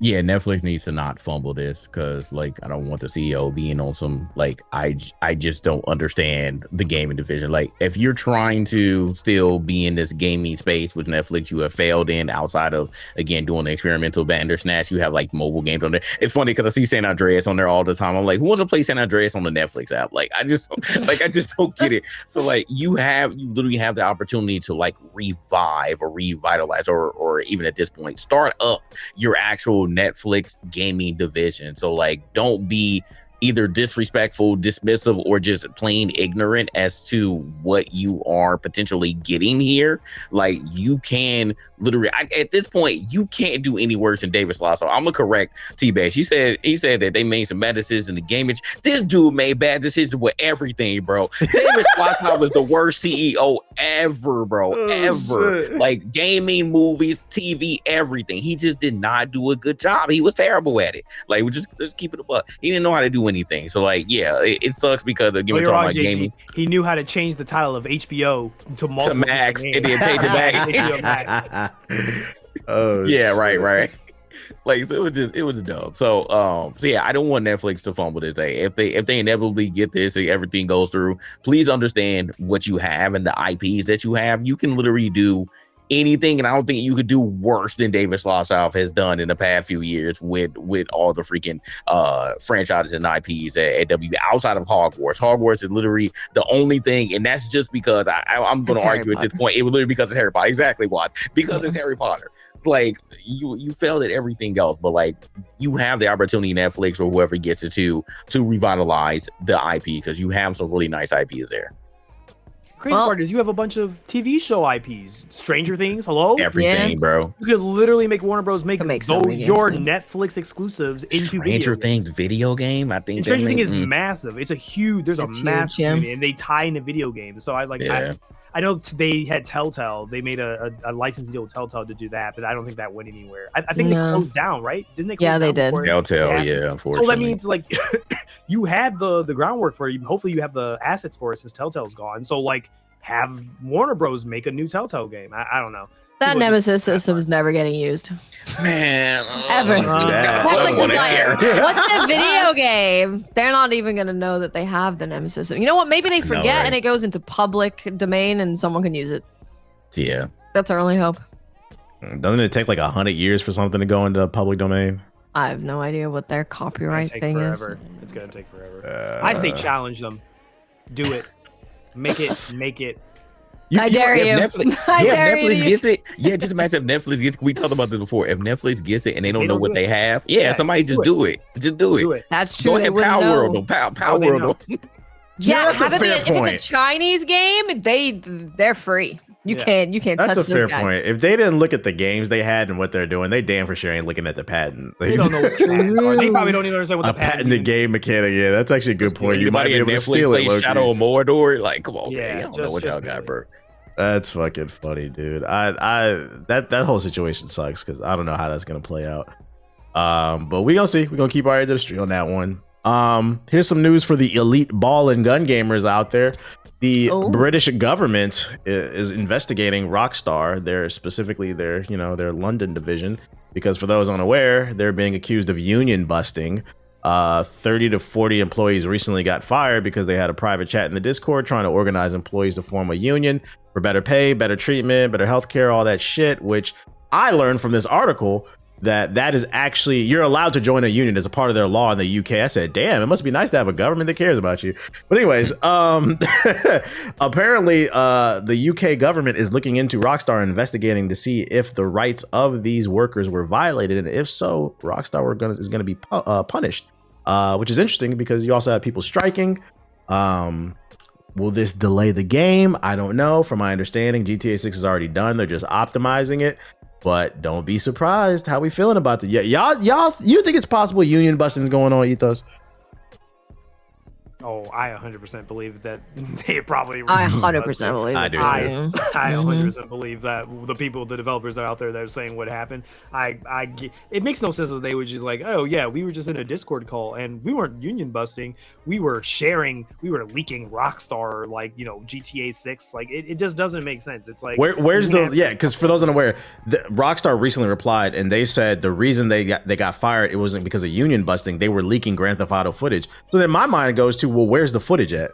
Yeah, are you talking about the leaks that happened a year ago? If that's because GTA 6 footage, that's as soon as you link that's going on internet immediately. We haven't seen anything. We haven't seen anything fresh outside of that. Those like terrible, like early development videos, and I think those weren't even the like devs at UK. I thought those were like that was hacking, right? Yeah, it was like they hacked in or something. Yeah, like actually hacking or a contractor to get access to those videos. So if that's not the case, it's like I don't know what you're talking about. Yeah, and if you're just trying to use like some like legally gray area to be like, well, their intention probably wasn't to leak, but just their own contracts is you can't be outside of company servers talking and discussing GTA, but they weren't specifically talking about the game development. They were just, talking about, getting better rights, but they were still talking about GTA because they're working on the project. Then legally it's great, but we could probably still get them on the grounds to get them all fired. So if they're on polishing stage, my guess is, which is what I think is going to happen, they're probably going to just mitigate this by hiring a bunch of contractors as fast as possible to help mitigate a lot of the QA. I don't know which segments of the developers, like what the developer disciplines were that got fired, because I think that'll be the key of how hard this is going to hit them. But if it is like a bunch of QA people that were trying to get rights and they box them all, I guarantee it's probably not going to affect the ETA. They're probably going to like hire people from like India or hire somebody from China, a group from China, and they're going to have them quality test GTA.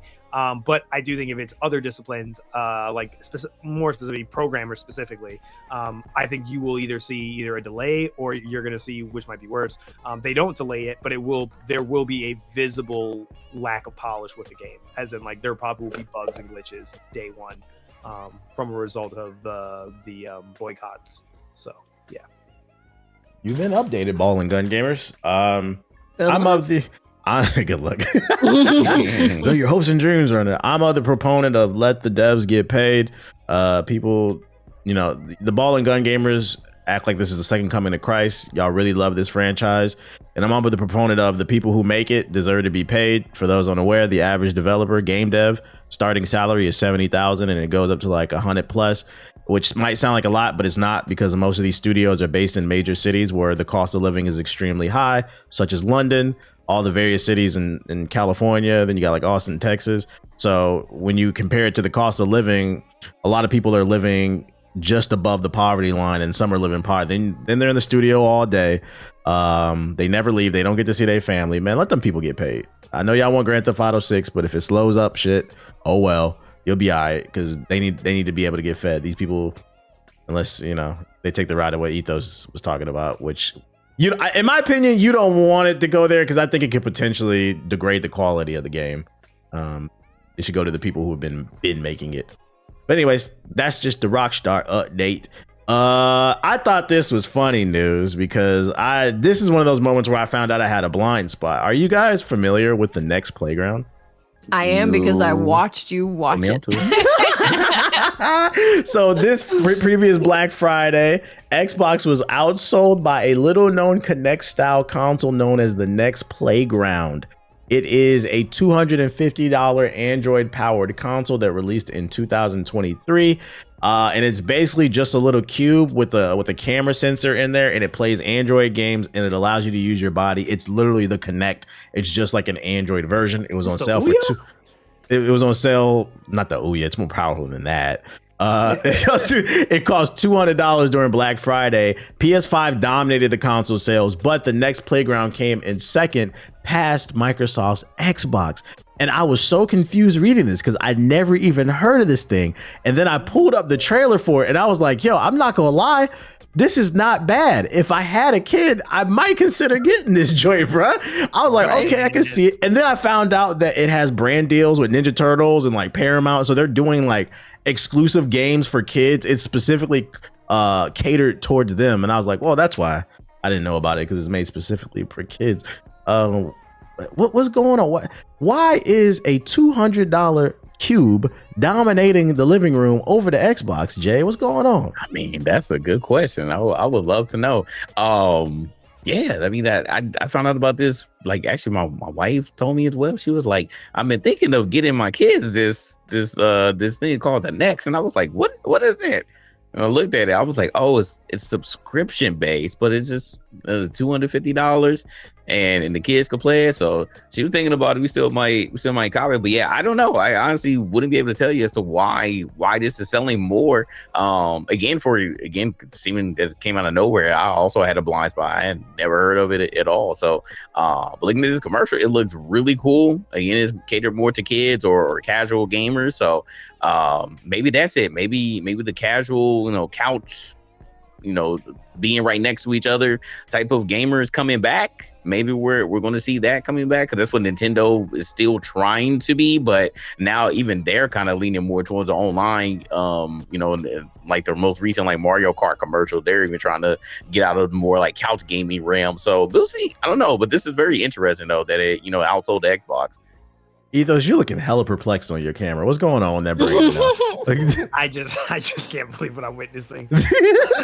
I for years just watched people slander the Kinect, and now it's like it's back. I'm sorry. I'm actually look how small it is and how cute it is. Ethos, look at it. Hold on. The funny part is having a mind blast right now. It's back, and it's arguably worse because if you read the article, it states that they took the design philosophy from Nintendo. So understand, these are not the latest hardware specs from Android devices. This is old hardware that they're recycling and putting in the box, and then charging $250 for it. That's what I'm saying. I'm like, this is just like the Ouya and the Kinect. They just smashed them together and said, okay, we can sell this. Like, that's what it looks like. It shows you the power of marketing. Working. Maybe it's the Cube. I mean, because like the Steam Machine, we love the fact that it's cubed. Like, maybe we just need more GameCube type shit, bro. GameCube was ahead of its time. I just can't. Like, I just know, just in deep down, like based off of what you're telling with the specs and everything. Like, I just have a feeling, like, obviously this is marketing videos. I have a very strong feeling that this in real life probably isn't as accurate as they're making it look in this trailer. Of course, but it's designed for kids. You think kids are just flailing their arms around, care?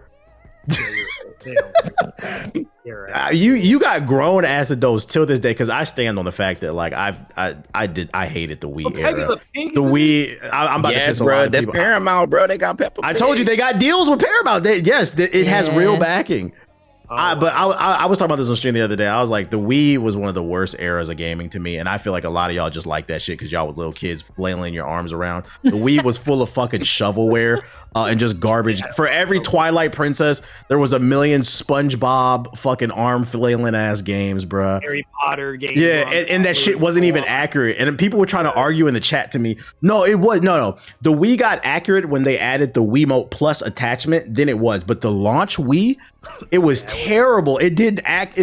I was like, maybe because I was a teenager. I was like 16, 17 when it came out. I was more conscious than a lot of y'all. I was like, that shit was, it wasn't terrible, but the Wii was overrated, man. Y'all was a bunch of little ass kids playing that shit, man. Y'all were playing with the controller unplugged and didn't realize. You was just happy to be there, bro. Them games was overrated, bro. What else I got for you? Oh, Horizon Steel Frontier revealed. This one came out of nowhere. So Sony announced, oh goddamn, did I put the wrong link? No, I did. I got it. Sony announced that they are releasing I think it's free to play MMO action game based in the Horizon universe. And I think the interesting thing is this is coming to PC and mobile exclusively. It's not coming to PlayStation. The PlayStation IP. It looks like a type of Monster Hunter game. So I'm curious to hear your take on this. Watts is a big Monster Hunter fan. Yeah, it's interesting because we had a leak a while ago that Guerrilla was making a Horizon co-op game in the vein of Monster Hunter. And when this came out, we're like, wait, is this the game that they were talking about? But Guerrilla isn't really involved with this. They're just lending the IP. And then they came out and said, no, we're still making a co-op game. So now I'm curious, like, are they going to keep making a Monster Hunter-ish game from Guerrilla while also having this? Because that might be weird. I don't know. I thought that Horizon's IP would work really well for like a co-op Monster Hunter kind of game, though, because hunting the mech dinosaurs and stuff was really fun. I thought they did that really well. So if they could iterate on that, it would be cool. I'm definitely interested in seeing how this goes. I think combat looks pretty fun. Yeah, I'd definitely be down to check it out. I'm still waiting to check out the damn Monster Hunter mobile game because they didn't let me in the beta. I have a few takeaways from this. I remember it was like a joke like a year ago and we laughed about it on the podcast, but I'm starting to think it's true that this game is the first industry plant ever because I don't know who the fuck asked for this shit. It came out of nowhere.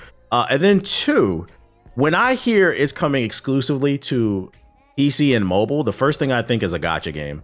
The gacha games games for some reason love to do PC and mobile only. So that's a red flag to me that it's going to be full of microtransactions. And then third, I think the combat looks good, and I am curious to know whether or not this ties into the mainline games.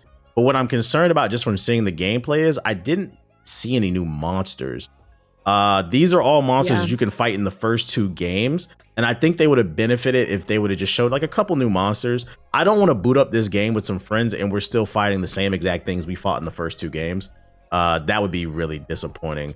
But I think this has potential, and it's gonna be free, so you can't complain about it. It's just not on PS5. Yeah, well, why is it not on PlayStation? I'm guessing that. So if they are indeed making like a guerrilla co-op Monster Hunter like game, then they probably wouldn't want this on console because it would be competing with the game that they're making. Okay, So maybe this is to soften people up to the idea, and then they're like, "Hey, now here's the main one made by us, and it's on everything." Yeah, or that's got to be a slap in the face if you're like a PlayStation. If you're a Horizon fan, yeah, can you imagine? Can't play it on the console. Or it's not that deep, and we have to keep in mind that Sony did announce just a few months ago that they are doubling down on live service games. So they don't care how much they muddy up the market and confuse people. They want that live service money. Good luck to I got another take. Y'all remember that Tencent game that was lights up board? Yeah. It's just stepping. Is this trying to get ahead of them so that they don't? I would say maybe this is the reason why they were so gung ho on taking that game down. Yeah, they didn't want direct competition. They're like, wait, this looks like well into come out with development. this, and it does. It does look very solid so far. So yeah, I don't know. I'm very confused though, especially that new information that you just told me why, because I wasn't aware of that. Guerrilla, why don't do this on top of letting this come out? Like you're lending your IP out. That's very weird. Like, please don't step on your own dope. Like, if this ends up somehow becoming a hit and the PC mobile people just eat it up, whether it's a gacha game or not, like for you to still come out with your own would just seem very strange at that point. So I don't know. There'll just be some weird tactics in my opinion. So I don't know, but this looks okay. Like I do enjoy what I'm seeing. I'm not the biggest Monster Hunter fan at all, but I would probably give this one a try and see how I feel about it. Yeah, I don't know when it's supposed to come out, but it looks well into development, so I wouldn't be surprised if 26 or 27 it drops. Just please don't put a bunch of records. I think this one you'll be interested in talking about, Watts. Destiny 3, according to a leaker, is extremely early in development. Even in this article, that's basically all they wrote a bunch of paragraphs just to say the leaker told us it's early in development. Yeah. So take it with a grain of salt. We're going to play the speculation game. What does Destiny need to do to get back into the zeitgeist with the third game? First of all, I don't love it's been leaked. What's your source? Well, you know. A guy, GameStop. Of course, man. Yeah, no, it was happening.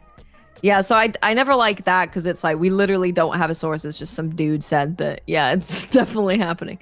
I think they certainly should have been working on Destiny 3 before the final shape came out. Not so it was ready when the final shape ended, but so that they could, at least tease it or, announce a title or just something to say that it's gonna happen. Because the marketing for Final Shape was so strange because like for a long time it was this final thing. It's called the Final Shape. Everyone thought it was the end. And then when more happened, people were like, wait, I thought that was over. Even people who were playing Destiny thought that it was over. So marketing was really strange. They're now trying to just try a bunch of things. And honestly, the last expansion seems to be doing pretty well. Like the people who are playing it are genuinely having a good time. They think that the gameplay is fun. They think the writing is fun.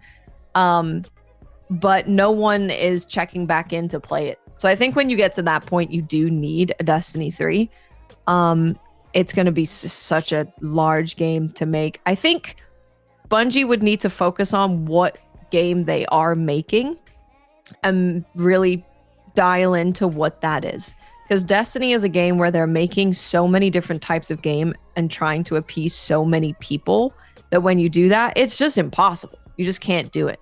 So they might end up losing some people if they did that. Like say if they focus all in on PvE and they're doing more raids and more dungeons and more strikes and stuff, you would lose people. But I think focus is probably important at this point because it's all over. It's everything. But yeah, I don't know. It might also just be over. It's hard for me to say because I'm personally not looking for any like live service looter shooter or live service really in general. So they could make a Destiny 3 and it could be the best thing ever, but I wouldn't play it. The live service revolt has begun. I don't want it. I don't want it. I'm kind of in the same boat. I don't really care about live service, but if you do want to get me the blueprint Destiny devs is Remnant 2. It is the only looter shooter that I've enjoyed in the last few years. And that's because my issue with all these looter shooters is they're so brain dead. It's defend the computer and shoot at the bullet sponge. Remnant 2. Turn your brain off games, right? Remnant 2 had amazing level and boss design that engaged the player's mind and forced you to work together as a team and build kits that complemented each other. So make engaging games. That I would love for Destiny 3 to take a page out of Remnant and build upon that. That is the way going forward, in my opinion, which is going to require, you know, a little bit of effort. Any takes there, Ethos? I agree with Watts. Destiny died when Final Shape happened. I refuse to acknowledge anything post that. I don't care if they even have Star Wars lightsabers, as much as tempting as that is.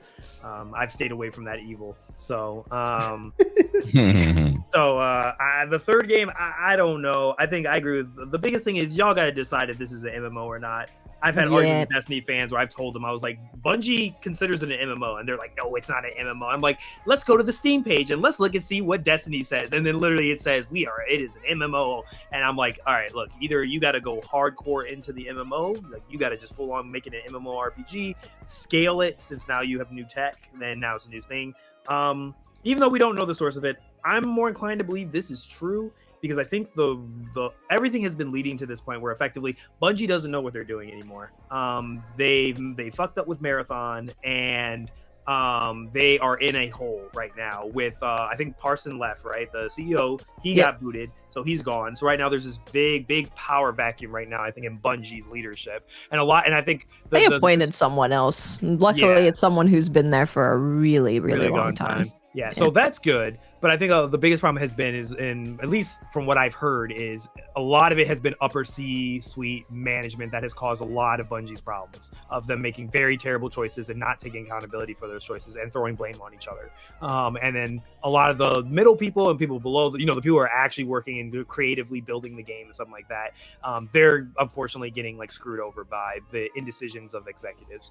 I empathize. As a BioWare fan, I know what that feels like. But I think what they have to do with Destiny 3 is, I don't even know if they even go for blowing up everybody's vaults again and make everybody start fresh. I don't even know where you go from a narrative standpoint, because I feel like you left everything in a nice perfect bow because of Final Shape. It's like I get they left those little cool new little plot points they can start off by giving people a new saga, but I hate to say it this way. The only way I see Destiny working is either you expand it into the PC marketplace and you turn it into what like a World of Warcraft is. Like you make the universe as big as possible and you make the universe like exist within its highlighted gear of and expanding on that. I don't know where they go in the future. Like I don't know where I feel like they wrote themselves into like a conclusion. I was like, I don't know where you can kind of. Like, I just don't know what would motivate me to want to see more of the narrative, because I felt so happy with the way that, I got most of the closure from, all the plot points they had when I played D2. So, yeah, I don't really know. I will say this. I hate Destiny's movement system. I genuinely think it's terrible. I can't stand the platforming segments. I don't like the way the characters move. It feels like you're on a soap. Like you're on your feet are on soap the entire time. You slide all over the damn place, and that ends up getting you killed. I wish they would rewrite the entire movement system, make it a little bit more fluid. The gunplay's always been really good. I don't think I've ever had to complain about their gunplay. So guns can stay the same. More loot. Damn, I hate to say it. I don't know. I don't know what you do. Honestly, make a new IP, bro. Or honestly, God, beg the Microsoft to give you Halo back. I honestly don't know what they do. I really don't. That's the problem with live service games that I feel like these suits don't understand. It doesn't matter how fucking good your game is. Every good thing must come to an end. And that is why I missed the era of the trilogy. After the third game with Cal Kestis, I'm cool. I don't need no more. Please don't make no fucking more, bro. But there should have stopped. But here's the problem, though. I feel like what I just said, we're in the minority because we just talked about this. These people are tying their feelings to these games. They won't get off Apex. They won't get off Fortnite, bro. So like we're in the minority. They do it because it works. And that's why I said if they are going to do it, I feel like Remnant 2 is the blueprint to take things to another level. But just my take. what's y'all take on this new God Slayer game? This is the game that's getting hyped up of the week. It's from a new Chinese studio, which, by the way, Ethos was right again. Chinese studios are up next after the influx of Wukong. They're calling this game basically the Chinese version of Avatar: The Last Airbender. You're playing a character that's trying to get revenge on the gods, and he can bend different elements and stuff like that. There's a 10-minute gameplay demo that I'm gonna pull up right here. What's your take on this, JG? Looks good, a little bit choppy in some places, but yeah, this is definitely like the Chinese Avatar Last Airbender. So it does look good though. I'm looking forward to seeing more about it.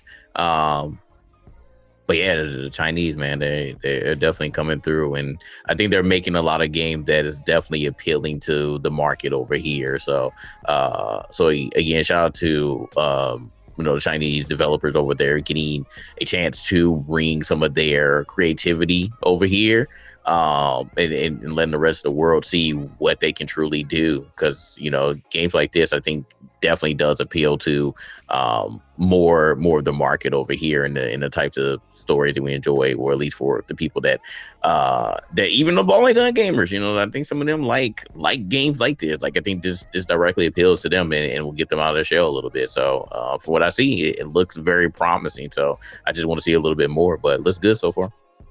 What I've seen so far is it looks like Wukong 2.0 to me. Like, people were hyping this up, and what I saw is the frame rate dropping, just animations looking like super janky. I think it has potential, but like, I feel like they might have showed it a little bit too early. Like, when he slides over this table, like, the animation just stops midway. Yeah, the blending. The camera is weird too. The way the camera follows him over that, it kind of just looks a little weird. So like, I would encourage them to work on polishing this a little bit more. And then I'm also a little bit worried about is this like, is this a lawsuit? Like, because like this is straight up Avatar, bro. But Avatar is inspired by like Chinese themes anyway. So I mean, it's not. I don't think it's a lawsuit.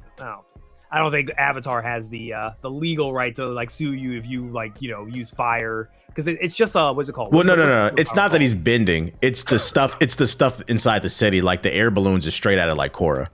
Like, the way that they're specifically drawn and animated. I mean, you saying like the world around it? Yeah. I don't really see Avatar when I see this. Like, I see like the movement is and the attacking is like, oh yeah, this could be considered that. But like, I think it's different enough because of the Chinese stuff. Fair enough. I think it's different enough that I don't think there would be any legal. I will say though, I am curious to see, because now we're seeing more and more of these like types of games. How long before like Western gamers start calling everything China slop? No, probably next year we'll get there. Yeah, more China slop. Oh Lord, that's unfortunate. I start saying it's another agenda going on. That's actually really cool. Yeah, it looks like a fun action game. It also said in the description box it's gonna be open world, but I mean, from the demo, it doesn't look open world. Maybe this is just one segment. Yeah, I don't know. Yeah, it looks pretty linear here, but I don't know. I pray if this game actually is open world, please make it interesting, because I'm open world fatigued the fuck out, especially after Assassin's Creed and Ghost of Yotei. Mm-hmm. The thing about a lot of these Chinese games too is I haven't found a lot of their narratives really that like captivating. Like, I haven't really captivating to me. Because I don't even think Wukong really was like, I was like really captivated by this story when I was playing it. I feel like the problem with Wukong storytelling is it was made specifically for the Chinese market, and like, that's what I would encourage Chinese developers to like kind of keep in mind. If the goal is to go global and sell as many people as possible, they don't have to pander us. They don't have to pander to us. They don't. No, I'm not talking about pandering. I would no, not pandering. Somewhere in between. I feel like with Wukong, it just assumed you knew everything. I mean, like, the biggest market is China now. Like, we are a minority. Like, we don't matter anymore. I've been a minority my whole life. What are you talking about? Like, I'm saying is, I think a lot of gamers don't realize is like the West, specifically America, has been for so long has been considered like the majority. The thing you pander to. That is the market you want to pander to. That is where all the gamers are. I think now with the China market has now become more open. And did you see the expedition got called a Chinese government project? Because the majority of sales came from China for the game. No, I did put that video in the group chat that said that Expedition 33 was definitely has Israeli spirit to it. It's Israeli Yeah. propaganda. I've seen that everywhere. I was like, what the fuck are y'all talking about? I don't think people realize, since China has opened the gate to more video games, we're gonna see constantly that like the number one selling games, the biggest selling games ever, are gonna be the ones that, if they sell well in China. So a lot of games are going to be setting themselves pandering to China. Yeah. Yeah. So, for years, the things that we've been used to, I don't think we're going to be used to them anymore. I think we're just going to have to accept to be, I think that's why that wins game. Same thing with the wins game. The one that you're just like, I'll accept that the market is bigger, so like they don't have to try to appease us. But what I won't accept is the lack of polish. Like, I hope this doesn't become a trend, because like I'm seeing things in this game that remind me of Wukong's lack of polish, and I'm like, I hope that doesn't become a thing coming out of the East. Basically, Wukong was a little janky. Yeah, I am worried that this is just from my perception, and hopefully this doesn't sound racist or stereotypical, or like I'm stereotyping. I've noticed with a lot of Chinese games is that they're very flair focused. Like they're very like over the top, trying to like the spectacle. They're very graphics, yeah, a lot of graphics, push the graphics, very spectacle. It's kind of the same argument we've had about like how the West has been mad about like very cinematic, third person, Sony type cinematic games. Yeah. Right? I feel like China is also doing that, but they're doing it more like the over the top spectacle. And I think Wukong is a great example of that. And I think, potentially this game could be where it's like when we play these games, I think a lot of us are gonna be like, from a gameplay standpoint, like, and I think this is the same argument about gacha games, where we're just like, there's not really a lot of depth here for me. There's not a lot of gameplay depth. It's a lot of we're just gonna make sure the graphics look really good and you have pretty anime girls in it or something like that, or it's a very pleasing aesthetic to me, but the substance of the game might not be to me personally, to my liking, or to what I think like some other people might not like. I totally agree with you, Ethos. Yeah. So there was another game that people hyped up and I watched it and I was like, because this game, I'm keeping my eye on it. It could be really cool, but I'm seeing a lot of like, you can do the cool thing when you're looking at a specific thing or standing in a specific area. So if it's more sandboxy and you can have like a lot of fun with the combat and the different elements freely, then that would be cool. But it seems like it's definitely, from what we've seen here, it seems to be more focused on being cinematically cool rather than you creating that cool yourself. And I think actually a good example of seeing the difference between these kind of games is if you watch Phantom Blade Zero gameplay, you see that and you're like, that's a game that's putting gameplay first. And then I see games like this and I'm like, this is a game that seems to be putting like cinematics first. And there's a market for both. We've seen plenty of games like that be super popular and people love them, but it's just not usually my thing. So I'll keep an eye on it, but yeah, I do worry that it's going to be more of like you get to do this cool water thing if you stand here and press this button, rather than doing cool combat stuff. Yeah, no, I agree with that. And going back to, I think Ethos kind of proved TBH's point when he was explaining it. I think that cinematic FPS type of gameplay, or third person type of gameplay, the Sony formula now is what appeals to the Western market. I think that's exactly what it is there, and that's why I said that, like, even the ball and gun gamers, this is their type of game. This is a game that they're going to step out and want to play because it follows that same formula. And I think that, I don't know if it's intentional or not, but I think this is kind of what we've been seeing, this small sample size of the type of game that China has been coming out with. So we'll see if they continue with this or if they move to more of a creative, like, we don't have to follow the same type of cinematic formula. But yeah, I think so. You're arguing they're arguing low-key they're pandering from a gameplay standpoint from the West, just not culturally. Yeah, not culturally. But I think gameplay wise, I think they are. I can see that. Yeah, I can see that. Because everybody love Wukong. I mean, you had Shroud, the biggest ball and gun gamer, winning that to win game of the year. So they like it. They love Wukong. I'm gonna be honest. I don't even care if they're doing that. Like, my main thing is just like, I don't want that to be a trend for them. Because like on a deeper level, I could see that becoming like a joke, and like also some like, because people love to be racist or be edgelord. Oh, those Chinese games are not polished. Yeah, I wouldn't. I'm arguing I don't want to see that happen. So I want them to focus on what I saw. I was like, those animations look a little janky. They could be, if you're gonna make an action game, it needs to be smooth. So like I want to see them win. That's all. Yeah, 100%. But this one was interesting. Next article: Call of Duty will no longer go back to back with Black Ops or Modern Warfare games due to the poor sales. With Black Ops 7, they said they will no longer put out more back to back Black Ops or Modern Warfare. They said specifically in their statement to the press, we will no longer do back-to-back releases of Modern Warfare or Black Ops games.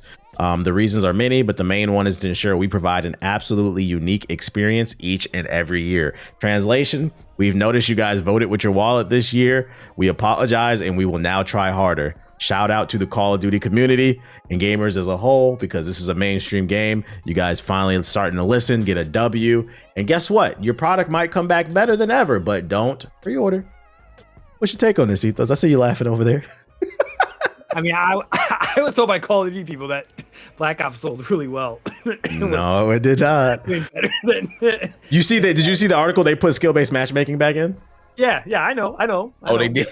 Yeah. So they snuck it back into the game and they said, and I quote, "We find that players are playing longer." So they snuck it back in. They didn't announce it at first, and they found from the data that people were playing longer, and it continues to prove my argument. The only people, sweats don't want to play with sweats. Why do they think we want to play with them, bro? The average person wants to play with the average person, and the data.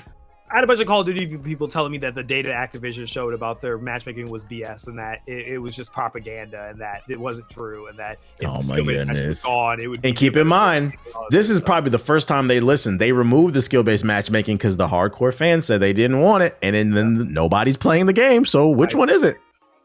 So no, I honestly, I even think them doing the whole back. How about instead of back to back? How about we just take a break? Yeah, 3 years off. How about we just take a break from Call of Duty and just work on a game. Take a break. Work on a cool game. Take a break off. Take a year off. Allow the studio to actually take longer to make a game, make a Call of Duty game, or make a different game. I mean, Microsoft, you own it. You don't have to. You can have one Call of Duty be live service enough to last you for like a year or two. You can just have them just keep that one going, and then just let the other studios let them actually spend a good amount of time and make something actually genuinely like innovative, like you said, because I don't care what you tell me. Infinity Ward, Black Ops, there's small differences at this point. They've melded so much, I think, over the past. They've watered down the brand. Yeah, I don't think there's really how back in the day there was a definitive different feeling from like Infinity War and Black Ops and from Treyarch. I don't think that exists anymore. I think it's kind of melded into one at this point. I seen this awful take from this TikToker who was saying, "Yo, Activision, y'all need to stop apologizing to the fan base and just stick to your guns." No, they listen to you guys, and the sales are in the toilet because of it. And if they listen to you even further with that take, you gotta keep in mind, this is a business. It's not a personal thing. People are gonna lose their jobs, bruh. So why don't you want the game to be better? Yo, the Call of Duty community is crazy to me, man, with these fucking takes, dude. This is funny because now we're seeing the total shift now. Like, this is the 180 because DICE was the one that had to take a break, and they were like, we can't bring out Battlefield as much as we would probably like to. So they took a longer break, and now you finally listen to what we actually wanted, the hardcore Battlefield players, and you came out with Battlefield 6, and it feels like again we're playing Battlefield 3, Battlefield 4 again, and Call of Duty has been coming out again every single year, and finally this is the year that now you have a competition, you have direct competition, and they beat you out, they beat you outright, and nobody wants to play Black Ops 7, and you're not coming out with innovative ideas, and now you finally decide that, more than a decade later, you coming out with a Call of Duty every single year. Now you decide, hey, we're going to take a break and we're not going to bring out a game, the next year. We're going to take an extended break, at least 1 year in between. But Ethos said it quickly, but I'm going to take it further. How about you come out with a different game? I think that's very important. I mean, we're going to take it further than taking a 2 or 3 year break. How about come out with a different game? I think that's where we need to go now, because I think that Call of Duty has unfortunately ran its course. We have had a very long time, as I alluded before, where there was absolutely no competition because DICE did not come out with Battlefield, or the last Battlefield that they came out with, nobody liked. We did not like 2042 like that when it first came out. So now the Battlefield 6 is a different story, and then you have a competition again, and now you're shitting your pants, and now you're saying, not directly, but Battlefield 6 kicked your ass, and you're not getting the money that you once got. You're not breaking those those records anymore. So now that you got a fire to your ass, now you're saying that you want to take a break. You know, it took long enough, but I think we're finally at that point where gamers are understanding that, like, yeah, this ain't the same Call of Duty, and it's been watered down. This isn't the same experience that I've had years ago, and you aren't the only kid on the block. So I think that we are at a point where maybe you can come out with another IP to do something different.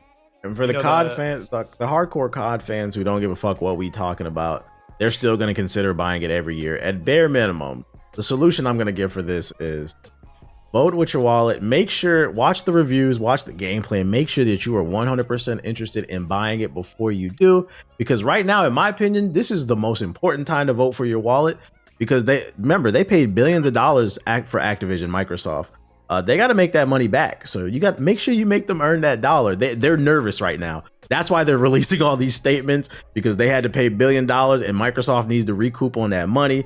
We've heard bad rumors about the Xbox division, them downsizing. This is a great time to vote with your wallet. Make them feel that pressure.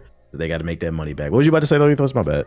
I was say, if you guys know the Cam Newton meme, that's basically Call of Duty right now. Like, it was like you like you came in, we loved you all, but we give that grace to new players. You're supposed to be our number one, and you're playing like a bum. like and, oh, I like cookies. Like that. That's basically Call of Duty right now. Like, you guys got so comfortable with Call of Duty. You guys thought it was this unstoppable juggernaut. I mean, I've been fighting the whole war of saying Battlefield was better than Call of Duty since like the BF3 days.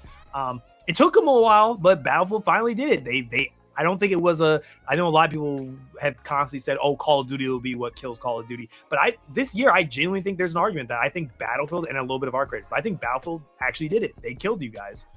They took your player base, and clearly, as we've seen with the Steam numbers, they destroyed you. They had a bigger start, more amount of people were excited to play it, and more people to this day play it than Call of Duty. And Call of Duty, as of the moment of this recording, is on sale right now for 50% off. It is $30. That is unheard of. The game's been out for like 3 weeks. That's actually crazy. 3 weeks. Whoa, that's crazy. I didn't even know that. It is 50% off on Amazon. I saw it because what's it called, FG. GameStop's got it for $35. He's not lying. It is on sale. It is on sale. That's how bad it is. This is a $70 game, mind you, and it just came out. So that's basically a big red flag. That is this game is cooked. Microsoft has just accepted that this game is a loss. There's no way they're gonna be able to bring it back. They're hoping, if we make it, they even made it free for like 2 weeks straight now for like for holiday, for the holiday. Mind you, Christmas is coming. Remember, Christmas is supposed to be the big Christmas noobs. Christmas noobs. That's not gonna happen for Call of Duty this year. Nobody's saying I want Call of Duty Black Ops 7 for Christmas. Nobody's saying it. Nobody wants this. So, and the thing is, I don't think it's the Game Pass. I don't even think the Game Pass is the reason why the sales are low for this thing. I genuinely think it's, the quality's gone to crap. This is just as bad as Modern Warfare 3. When they did that whole DLC crap, where there's like, oh, it's a new game, but it's like, bro, this is like Warzone. They did the same thing again with Black Ops. They added all this big area. They try to make it like it's some big new campaign, but really it's just, we made a Warzone big map, and now you're doing it like, bro, no one likes this, dog. Go back to making the linear campaigns. I saw a really good video. This dude articulated something that I've been feeling about the game that I couldn't do myself, and he was saying the reason why Call of Duty sucks right now is the majority of the content that they push is old content that we already played, meaning like, like Nuketown and Rust and all that shit. But he said the problem, no, he said the problem is you're taking those old map designs and then you're adding this new Omni movement, and they're not taking into consideration that those maps were designed for Modern Warfare 2 and Black Ops, where the movement was slower. So now you have a game where they're zipping around these old small maps and it fucks up the flow of everything. I was like, you know what? That's actually very valid, bro. So one of the biggest issues he was arguing is the map design is just horrible and they're too lazy. They're not making any new maps. The old ones just don't work with the new gameplay. They can't make new maps. They're not good at it anymore. They haven't been good at it for years. I hate to say it. I hate to say it about developers. I'm sorry. You guys aren't them. You're not him. You're not. I'm gonna give him some leeway. I'm not gonna go as far as to say they're not. Wait, I'm not gonna go as far as to say they're not talented. The issue is the executives. They want to keep making. You don't think these developers are tired of making Call of Duty? No.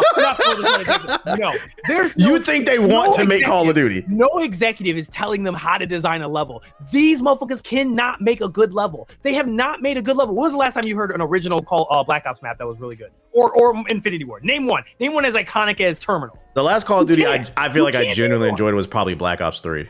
I'm just talking about, name me a map that's come out in the past 5 Call of Duties that is as memorable. Oh, as iconic map? No, I Terminal. couldn't. Yeah, I couldn't. You can't. Because matter of fact, we said we like Black Ops 6. It's just the maps were ass.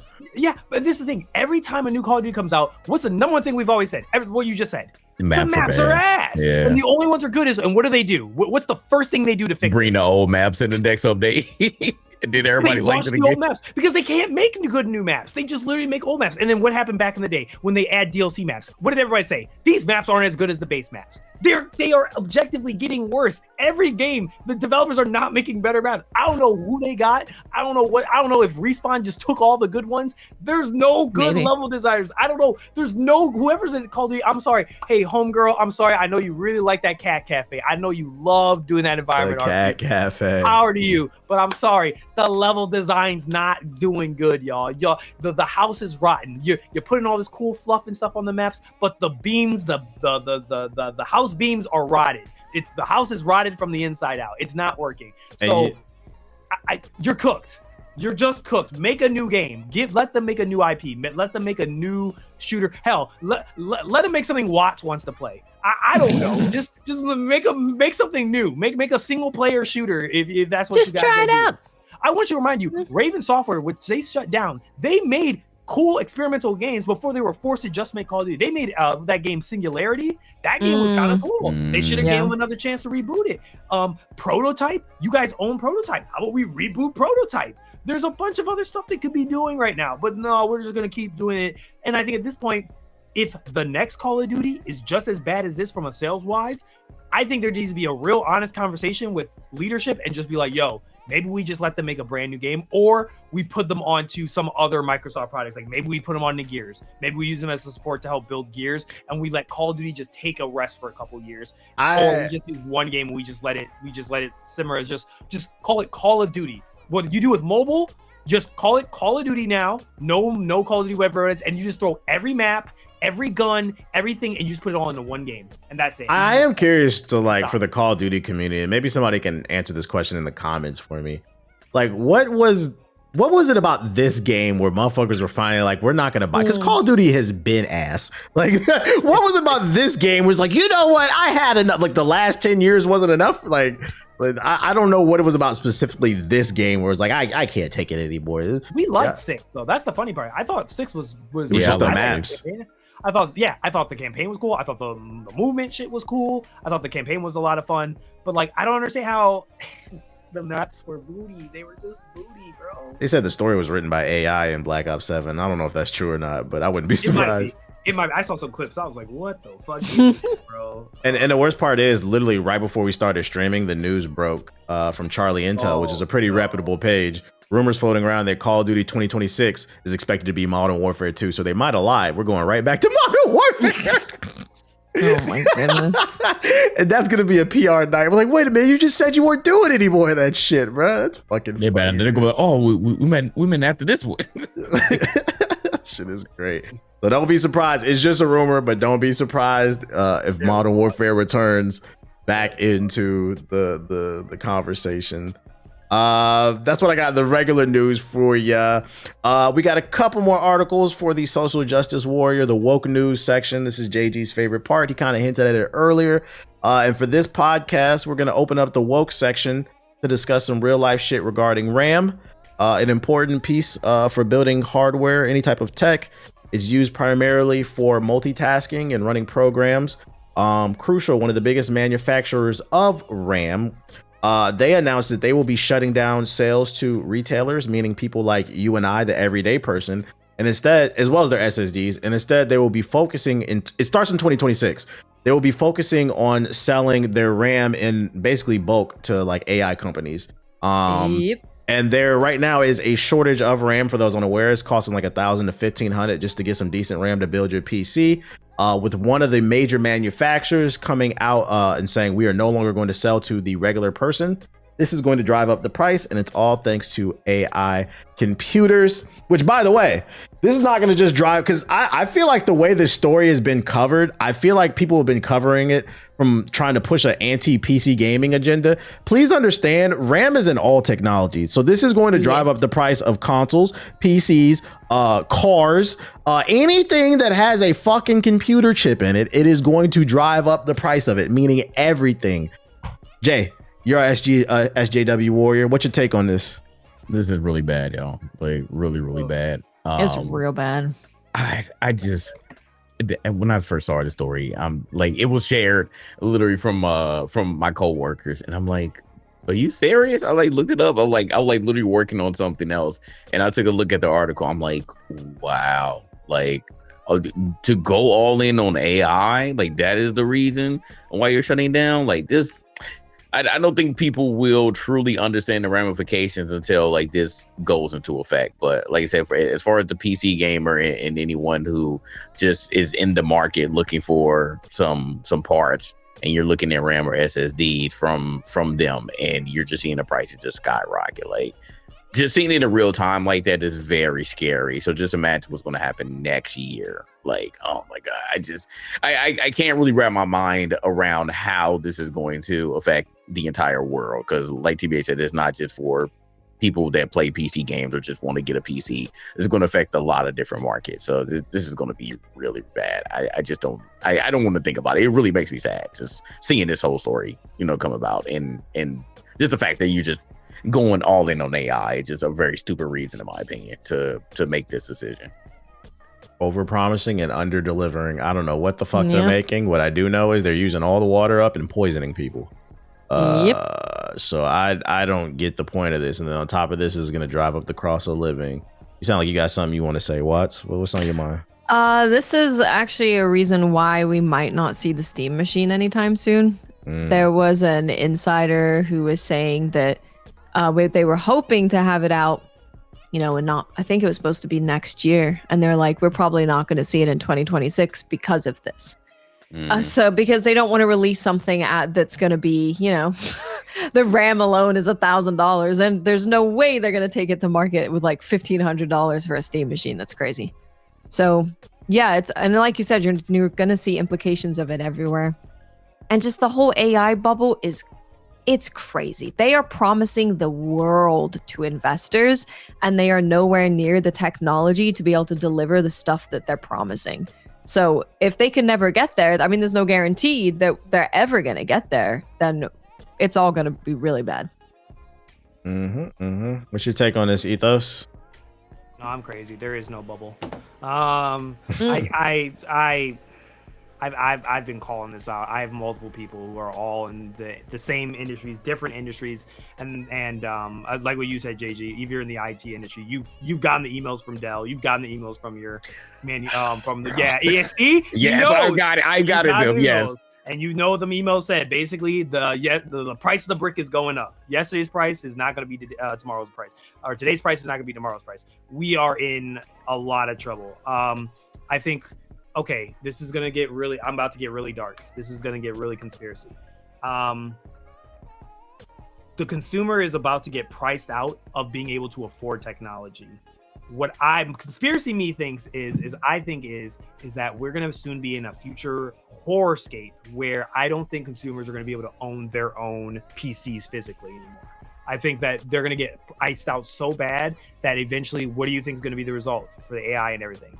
Oh, it's cloud. Oh, now you're essentially getting priced out of information, because also your phone has RAM. Yes. Well, this is the thing. Now your phones are going to be more expensive for weaker performance. I think there was already that article I put in the Discord where I said that next year, specifically flagship phones are going to have less RAM in them, and they're probably going to still charge the same amount, if not more, and they're not going to perform as well. This is, and I told my brother this too. I said, if you are thinking about getting a PC, and anybody listening to this right now, buy it now. Buy it now, because next year you're gonna see the prices. I told my brother, I said there's a PC on sale for $2K. He said $2K. I said buy it now. because I said the same thing happened during the pandemic. Remember when like there was pre-built PCs and people were, and because you couldn't get GPUs, same thing happened with GPUs. GPUs blew up because why? All those miners and all those Bitcoin and all those crypto losers bought them all up and we're trying to use them, and then we're killing the GPUs to make them farm for, you know, the different types of crypto during the pandemic. So it's going to be the same type of pattern that's happening, but this time now they're going to burn out RAM, just like scalpers. They moved from Pokemon, now they're on the One Piece. They're just going to move to every single aspect. So buy everything now, because I promise you, whatever prices you're seeing now, they're going to be 60% more expensive by this time next year. And you're going to be like, how, like, there's nothing is affordable. And I think personally, this is intentional. Okay, get woke with me. This is intentional because not only do government figures, but basically not only do they want you not to have access to information, they don't want you to be able to own your own servers. They don't want you to own your own information, data, platforms, games. They want you to be on subscription, everything. They don't want you to be able to own anything of yours. You own nothing and you will not complain about it. Instead, you will be paying for the opportunity to go on a cloud server so then you can play on a PC. You will pay to go to an internet cafe in order to play on your video games. You will pay to play on a console right now. You're going to pay even more for your monthly subscription to play online, because now all those, guess what? What do you think multiplayer games play on? Servers. And you know what those servers need? They need RAM. And you know what's going to keep the upkeep of those? Guess what you're going to have to do? You're going to have to pay more money for the upkeep to be able to use those servers. So now guess where all those servers are going to go? Just like tariffs. Who pays for tariffs? You, the consumer. You, the end consumer, will pay for them. And all these prices, everything jacking up. And obviously, clearly, our government doesn't know what the hell they're doing. So everything's just going to get worse and more expensive. Cost of living's going up. Cost of groceries, cost of everything's going up. Nothing will be affordable. And I'm telling you now, if it's between families being able to afford their groceries and surviving, like what TBA says all the time, your shelter, the way you live, the way you eat, the way you can survive, gaming is going to become an impossibility. I think everyone here can speak on it. Luckily, we're blessed because we're creators, so sometimes we get games, a lot of these games for free. But I'm telling you right now, if I had to pay for everything I played this year, I would not be able to afford it this year. I genuinely do not think I could afford, even next year.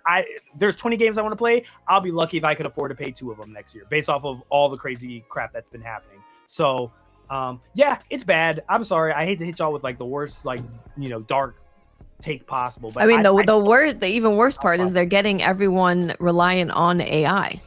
Yeah. And then this is happening. And so you're not going to have access to it. People are dumb. There's no critical thinking. People think an AI response is a way, as a gotcha, or a way to know that, you know, the correct information now. People don't understand that. Grok, what this mean? Under every fucking post. Grok, explain this. Like, oh my God. You know, like, this is a true story. You know how I know shit is bad? Yesterday I was walking Aki and there was a dude across the street. I'm pretty sure he was homeless. One of my neighbors threw out an old computer. It looked like a computer you'd find in a workplace, like some old Dell type of shit. Something I personally wouldn't care about. This homeless dude had a screwdriver. I'm walking past and he was just in the computer. And I was being nosy, I'm not gonna lie. So I slowed down, walking him, and I'm on my phone pretending like, but I'm watching this dude, right? I was there for like 2 minutes. Then he pulls it out. This motherfucker pulled RAM out. I said, in my head, I'm thinking, is he gonna sell that? Like, does he know? Like, I was like, and that's some old shit. But I'm like, you know, then I thought, I was like, you know, it is hella overpriced right now. I was like, he doesn't look like he has shelter. I was like, he's probably gonna sell that shit. I was like, this is bad. Here's the thing that's important.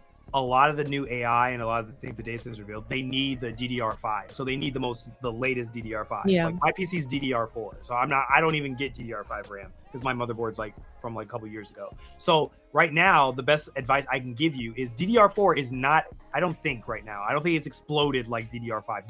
DDR5 is why you're seeing these 1K, all these expensive, because that's right now the current high end. If you right now have a PC and you have slots, and it's an older PC and you DDR4, go out right now. If you have the money to buy yourself DDR4, because I promise once DDR5 becomes 5, 4 is going to be the next one to get hit. So it's a shame because last year I built my PC. I have DDR5 in mine. I remember it was $50 for 32 gigabytes. It's nothing. It's normally the cheap, one part of making a computer that you're like, thank God it's cheap as hell. Now it's only the GPU is usually the most expensive. Yep. So get DDR4 right now while you can. While that's still kind of, I think, let me see. While they're not, because once the 5 runs out, they're gonna go after the 4. Basically. I'm trying to see right now how much it is. It's probably the price of what the 5 was last year. Yeah, DDR4 right now is like 100, 100, 200. So even that's kind of marked up a little bit, but it's not crazy. Yeah, but it's not as bad as, so right now it's a little higher, but obviously that's because of probably tariffs and all this other crap. So it's a little bit more expensive, but you can still get yourself a 64 kit right now or you can get 32 gigs for 200 right now for 3200 megahertz, 216 gigs. If you can afford it, I'd say get it now, because I feel like these prices are not going to sustain next year. They're going to get more expensive. If you have a DDR4, I think you could put DDR4 and DDR5 motherboards, right? Like it's slower, right? It would be slower. I believe so. Right? Yeah. Could be wrong. I'm asking Mr. JG over here. Every day I just wake up and hope I get that notification. You man. cannot. They're incompatible. Oh, it doesn't have backwards? I thought there was like motherboards that did backwards. Yeah, no, they're incompatible. Oh, well, you're cooked. Well, yeah, if you keep it, good luck, bro. You're cooked. Well, no, I got a modern board. I got 5 of mine. I have DDR5 in mine, but it's funny. I'm saying if you want to upgrade, you're oh yeah, yeah. If you can't upgrade, yeah, you won't be able to. But yeah, it's not. You can't do it. Just crazy, because if you thought those pre-builds were expensive now, give it a year. Yeah, they're about to go through the roof. That is not all we have too in terms of social justice warrior news. The last article is the platform Roblox, known for rampant pedophilia. They also they said, we're not too focused on cleaning up the pedophilia. Instead, we're focused on thinking about bringing gambling to the platform. Specifically, the CEO is on record saying, I actually think it's a brilliant idea if it can be done in an educational way that's legal. And so imagine no free Robux, no free prizes. It's just a game called Dress to Impress Predictor, where it's not like trying to get kids money or anything like that. I would be a big fan of it, he explained. So basically what he's saying, and he's trying to justify the concept of gambling on the platform, he's basically trying to groom kids into it. Like, you won't be able to spend actual money, but you'll get to learn the concept of gambling. So then when you grow up, you can actually do it for real. How does this make you feel, Jay? Man, is it something about CEOs named Dave or David that just makes them stupid? I think we're getting somewhere here. This man's name is Dave, and then the WP CEO is David Zaslav, making stupid decisions. You go from saying, hey, I think I want a dating simulator. I want something like OkCupid or something like that on my platform so people can date through Roblox. And now you're trying to bring gambling in here. Does this CEO understand his demographic? Do you understand what things that you are trying to introduce to impressionable children? This isn't Roblox. I don't care how many adults are on there. This is essentially a game for kids. Kids are on this platform. Why are you trying to introduce so many things that kids should not be exposed to? I just do not understand his vision to bring all these stupid things into this ecosystem. This literally makes no sense here. I'm really done with this whole Roblox stuff, because I have not heard anything good about Roblox in a while, and the majority of it is coming directly from the CEO's mouth, and it's really bad.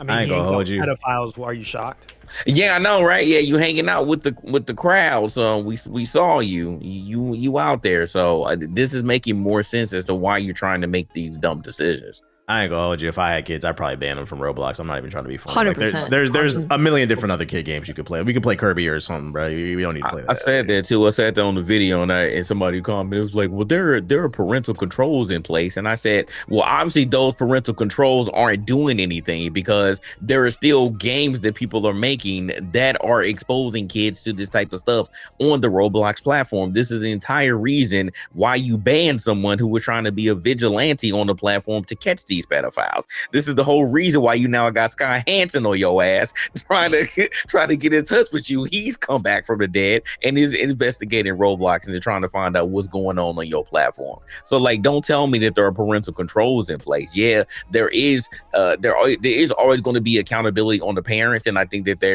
I don't want to dismiss that, because a lot of people do try to dismiss the accountability that the parents should have, because you should be watching and paying attention to everything that your kid is doing. And yes, there are parental controls, but there are still always ways around that. Kids are smarter than you think, and sometimes the parental controls aren't the actual control that need to be put in place.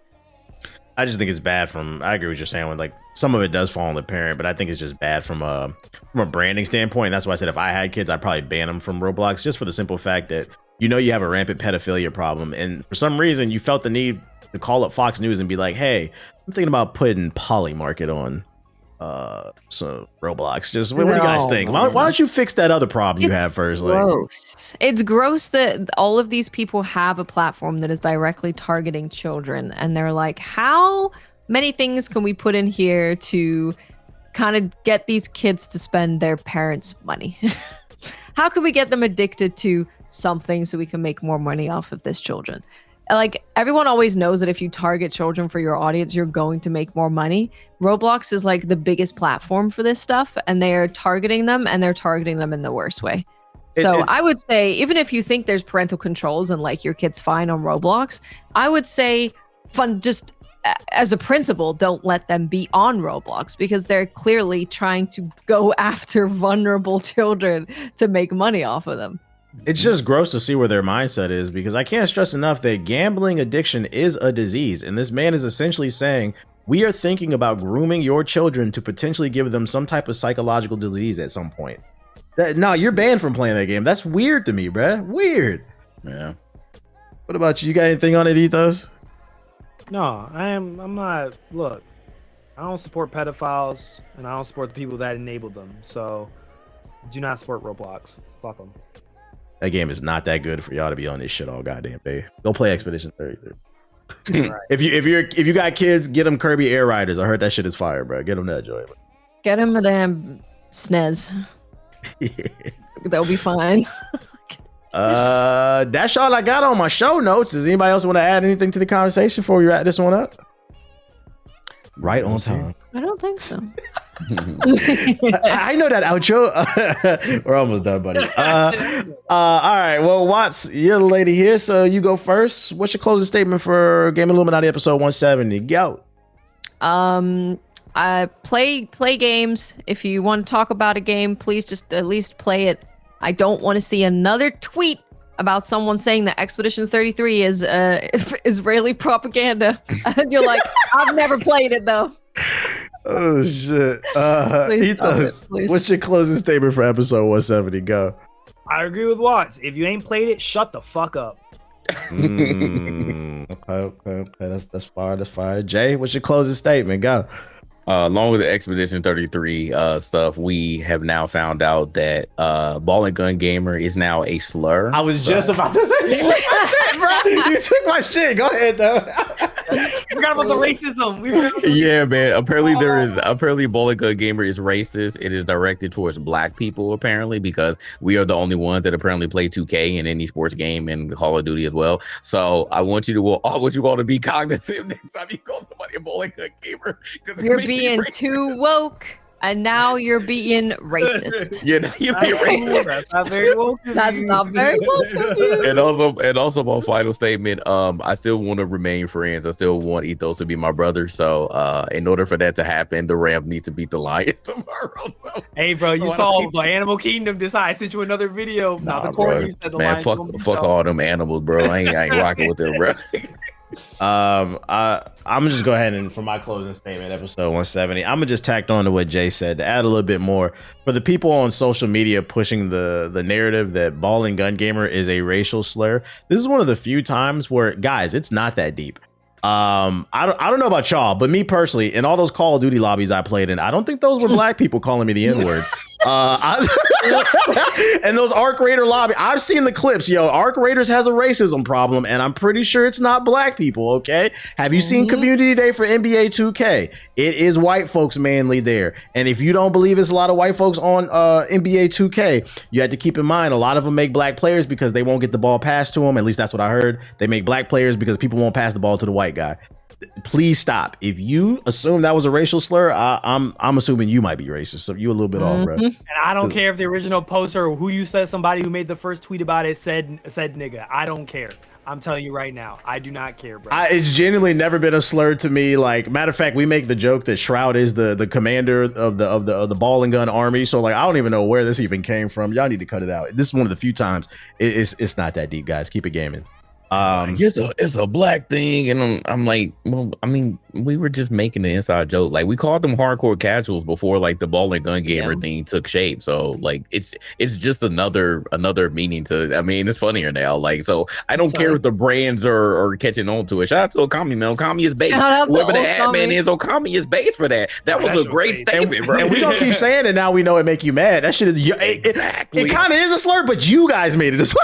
It wasn't us. You got mad about this shit, bro. And the person Okami replied to was not black. So I don't even know where y'all even pushing that. So y'all need to stop. If the shoe fits. Just saying you have bad taste, okay? Yeah. That's all. That's all. We don't like the dismissive nature.